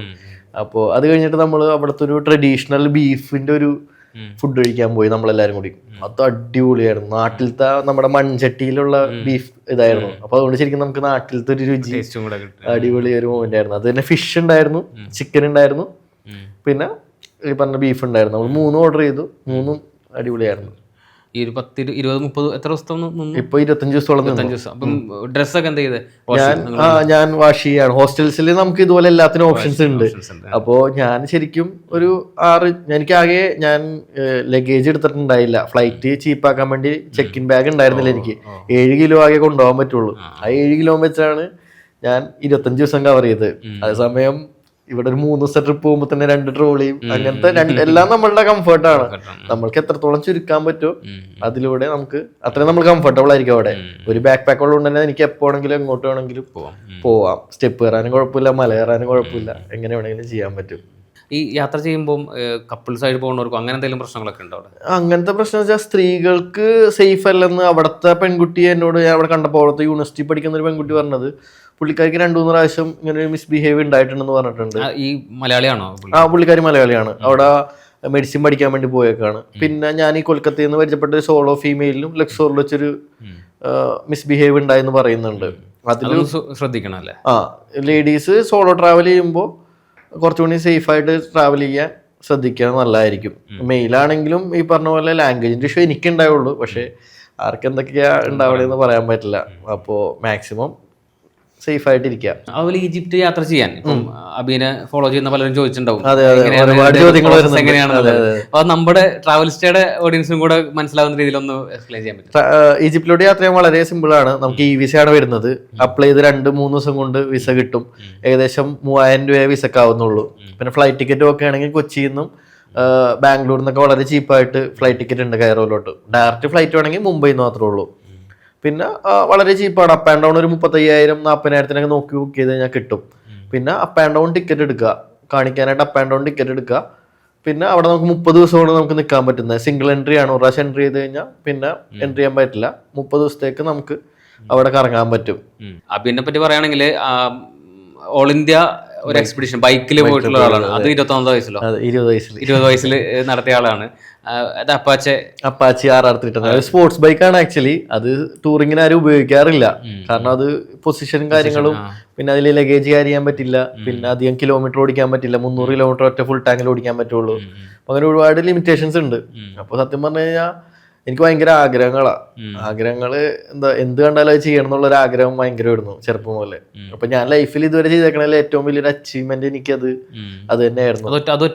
അത് എനിക്ക് ഇവിടുന്ന് സ്റ്റാർട്ട് ചെയ്തപ്പോ 2 ഫ്രണ്ട്സ് ഉണ്ടായിരുന്നു കോളേജിലെ. ലഡാക്ക് വരെ ഉണ്ടായിരുന്നു അവര്. ലഡാക്കിൽ എത്തിക്കഴിഞ്ഞപ്പോ അത് സ്പ്ലിറ്റ് ആയിട്ട് പിന്നെ ഞാൻ ഒറ്റക്കായിരുന്നു. അതിന്റെ കാരണം എന്ന് വെച്ചാൽ ഞാൻ ഒറ്റക്ക് തന്നെയാണ് പോകാൻ ഇവിടുന്ന് സ്റ്റാർട്ട് ചെയ്യാൻ ഇരുന്നത്. പക്ഷെ എന്റെ വീട്ടിൽ നിന്ന് ഒരിക്കലും ഒറ്റക്ക് വിടൂല. കാരണം 20 വയസ്സുള്ളൂ, എന്തൊക്കെ പറഞ്ഞാൽ 20 വയസ്സുള്ളൂ. ഞാനിപ്പോ പോലും എന്റെ അനിയൻ പറഞ്ഞു കഴിഞ്ഞാൽ ഞാനൊന്ന് പേടിക്കും, ഞാൻ ചെയ്തിട്ടുണ്ടെങ്കിൽ പോലും. കാരണം 20 വയസ്സാണ്, എന്താണ് എങ്ങനെയാണെന്നല്ല. പക്ഷെ എനിക്ക് പറഞ്ഞ ചെറുപ്പത്തിൽ തൊട്ടേ ഞാൻ ഒട്ടും യാത്ര ചെയ്തിട്ടില്ല വീട്ടുകളിൽ നിന്ന്. ഫാമിലിയായിട്ട് ഒരു ഇതിൽ ഒന്നും ഉണ്ടായില്ല. അപ്പൊ ഞാനാകെ ഒരു ട്രഡീഷണൽ ആയിട്ട് വളർന്നു വരുമ്പോ നമ്മൾ ആകെ പോകുന്നത് ചിലപ്പോ എന്റെ ഇപ്പൊ ജനുവലി പറയുകയാണെങ്കിൽ ഞാൻ ആകെ പോയേക്കുന്നത് ഇപ്പൊ വീട്ടിൽ നിന്ന് പോയിക്കുന്നത് ചിലപ്പോൾ പഴനിയാണ്, അല്ല ഈ പറഞ്ഞ പോലെ അമ്പലങ്ങളിലോട്ടുള്ള യാത്രയാണ് എന്റെ ജീവിതത്തിൽ ആകെ ഒരു +2 വരെ ഞാൻ ചെയ്തേക്കുന്നത്. പിന്നെ ശബരിമല, ഇത് രണ്ടുമാണ് ഞാൻ പോയേക്കുന്നത്. അപ്പോ ഇത് രണ്ടും അപ്പുറം ഞാനൊരു യാത്ര ചെയ്ത് +2 പഠിക്കുമ്പോ ഒരു മൂന്നാറാണ്. അതിലാണ് എനിക്ക് അതിന്റെ ഒരു രസം മനസ്സിലായത്. അതിനുശേഷമാണ് പയ്യെ യാത്രകൾ കൂടി ഇങ്ങനെ വന്നത്. ഈ പറയുന്ന ബൈക്ക് ട്രിപ്പിൽ എത്തിയത്. ബൈക്ക് ഇപ്പോഴും ഭയങ്കര ഇഷ്ടമാണ്, പണ്ടും ഭയങ്കര ഇഷ്ടമാണ്. ചെറുപ്പം തൊട്ടേ അച്ഛൻ്റെ ഒപ്പം പോകുമ്പോ ഫ്രണ്ട്, അപ്പൊ പട്ടാമ്പിലാണ് നമ്മുടെ വീട് എന്ന് പറഞ്ഞല്ലോ. അപ്പൊ അച്ഛൻ്റെ ഒപ്പം കുഞ്ഞു തൊട്ടേ 4 വയസ്സ് തൊട്ടേ ഫ്രണ്ടിലിരുന്ന് പോകുമ്പോ ഇങ്ങനെ ഫ്രണ്ടിൽ പിടിച്ച് പോകും. എപ്പോഴും ഫ്രണ്ടിലിരിക്കാനൊക്കെ ഇഷ്ടമുള്ള ആളായിരുന്നു. നമ്മള് സത്യം പറഞ്ഞ അബീര കഥകൾ, യാത്രാ കഥകൾ കേട്ടു. ഫാമിലിനെ പറ്റൊന്നും ചോദിച്ചില്ല. അതെ വീട്ടിലാരൊക്കെ ഉണ്ട്? എന്റെ വീട് സ്വദേശം ചെറായാണ്, എറണാകുളം ചെറായാണ്, വൈപ്പിൻ സ്വദേശിയാണ് ഞാൻ. പിന്നെ എൻ്റെ വീട്ടിൽ അച്ഛൻ, അമ്മ, പിന്നെ അനിയൻ, പിന്നെ അച്ഛൻ്റെ അമ്മ, ഇത്രയും പേരടങ്ങുന്നതാണ് എൻ്റെ ഫാമിലി. അച്ഛനൊക്കെ എന്ത് ചെയ്യുന്നു? അച്ഛൻ ഒരു ചായക്കടയാണ് വരുന്നത്, ചെറായി ജംഗ്ഷനിൽ തന്നെയാണ്. ഏകദേശം 25 വർഷത്തോളമായിട്ട് സ്ഥിരമായിട്ട് ചെയ്യുന്ന ഒരു ചെറിയ ചായക്കട കാര്യങ്ങളുണ്ട്. ചെറായിൽ പോയി കഴിഞ്ഞാൽ അവിടെ പോയി ഉറപ്പായിട്ടും സ്ഥിരക്കാരുണ്ട് ഇഷ്ടം പോലെ. അതെ അതെ. ചായക്കടകളിലെ കഥകൾ കേട്ടിട്ടുണ്ടാവും ചെറുപ്പത്തിൽ, അവിടെ വന്നിരുന്ന് ആൾക്കാർ ഒന്ന് പറയുന്ന.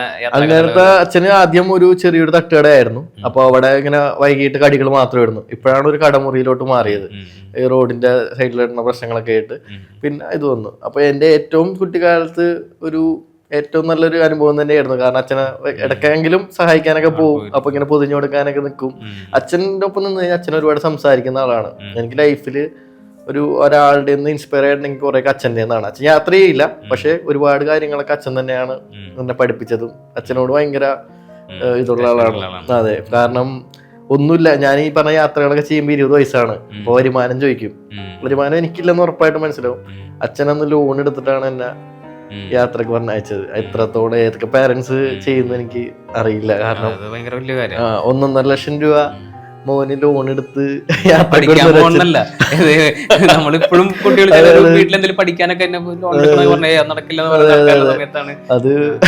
അത് ഭയങ്കര ഒരു സംഭവം. ഞാനിപ്പോ ആലോചിക്കുമ്പോ എനിക്ക് ഭയങ്കര ഒരു സംഭവം തന്നെയാണ് എന്റെ അച്ഛൻ എനിക്കന്ന് തന്നത്. കാരണം പുള്ളിക്ക് ചിലപ്പോ പുള്ളിയുടെ ഒരു പ്രായത്തില് ചെയ്യണമെന്നൊക്കെ വിചാരിച്ച കാര്യങ്ങളായിരിക്കും ചെയ്യാൻ പറ്റില്ല. പക്ഷെ എന്നോട് വേറൊരു കാര്യം ചോദിക്കും, നിനക്ക് മാത്രമേ എവിടെ നിന്ന് ഈ സ്വഭാവം വന്ന്? നമ്മുടെ ഫാമിലിയിലൊന്നും ആർക്കും ഇങ്ങനെ യാത്ര ചെയ്യാനാ, ഇത് എവിടെ നിന്ന് കിട്ടി എന്ന് ചോദിക്കാറുണ്ട്. പുള്ളിയുടെ അടുത്ത് തിരിച്ചു ചോദിച്ചിട്ടുണ്ടോ? അച്ഛന്റെ മനസ്സിൽ എപ്പോഴെങ്കിലൊക്കെ തോന്നിയിട്ടുള്ള കാര്യമാണോ ജീവിതത്തിൽ എന്തെങ്കിലും പ്രശ്നങ്ങളൊക്കെ കാരണം അത് മറച്ചു വെച്ചിട്ടുള്ളതാണെന്ന് ചോദിച്ചിട്ടുണ്ടോ? അച്ഛൻ അങ്ങനത്തെ ഒരു സംഭവം സത്യം പറഞ്ഞാൽ ഞാൻ ചോദിച്ചിട്ടില്ല.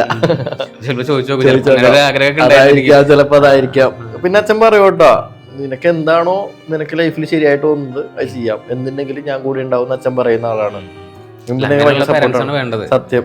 അപ്പൊ നമ്മള് വേറെ രീതിയിലോട്ടൊന്നും പോയില്ല. നമ്മളുടെ ലഹരി ഇതായോണ്ട് ഒരു പോസിറ്റീവായിട്ടുള്ള കാര്യങ്ങളിലേക്ക് പോകാനും ജീവിതത്തിനെ വേറെ രീതിയിൽ കാണാനും എക്സ്പ്ലോർ ചെയ്യാനും ലോകം കാണാനൊക്കെ. അതെ, ശരിക്കും ഈ പ്രായത്തിലൊക്കെ നമ്മൾ ഇത്രയും ഫ്രീഡത്തോടെയൊക്കെ തന്നു വിടുമ്പോ നമുക്ക് ഏത് രീതിയിലോട്ടും നമുക്ക് പോവാം. പക്ഷെ നമ്മളുടെ ഉള്ള ഒരു വിശ്വാസം കൊണ്ട് അങ്ങനെ വിട്ടു.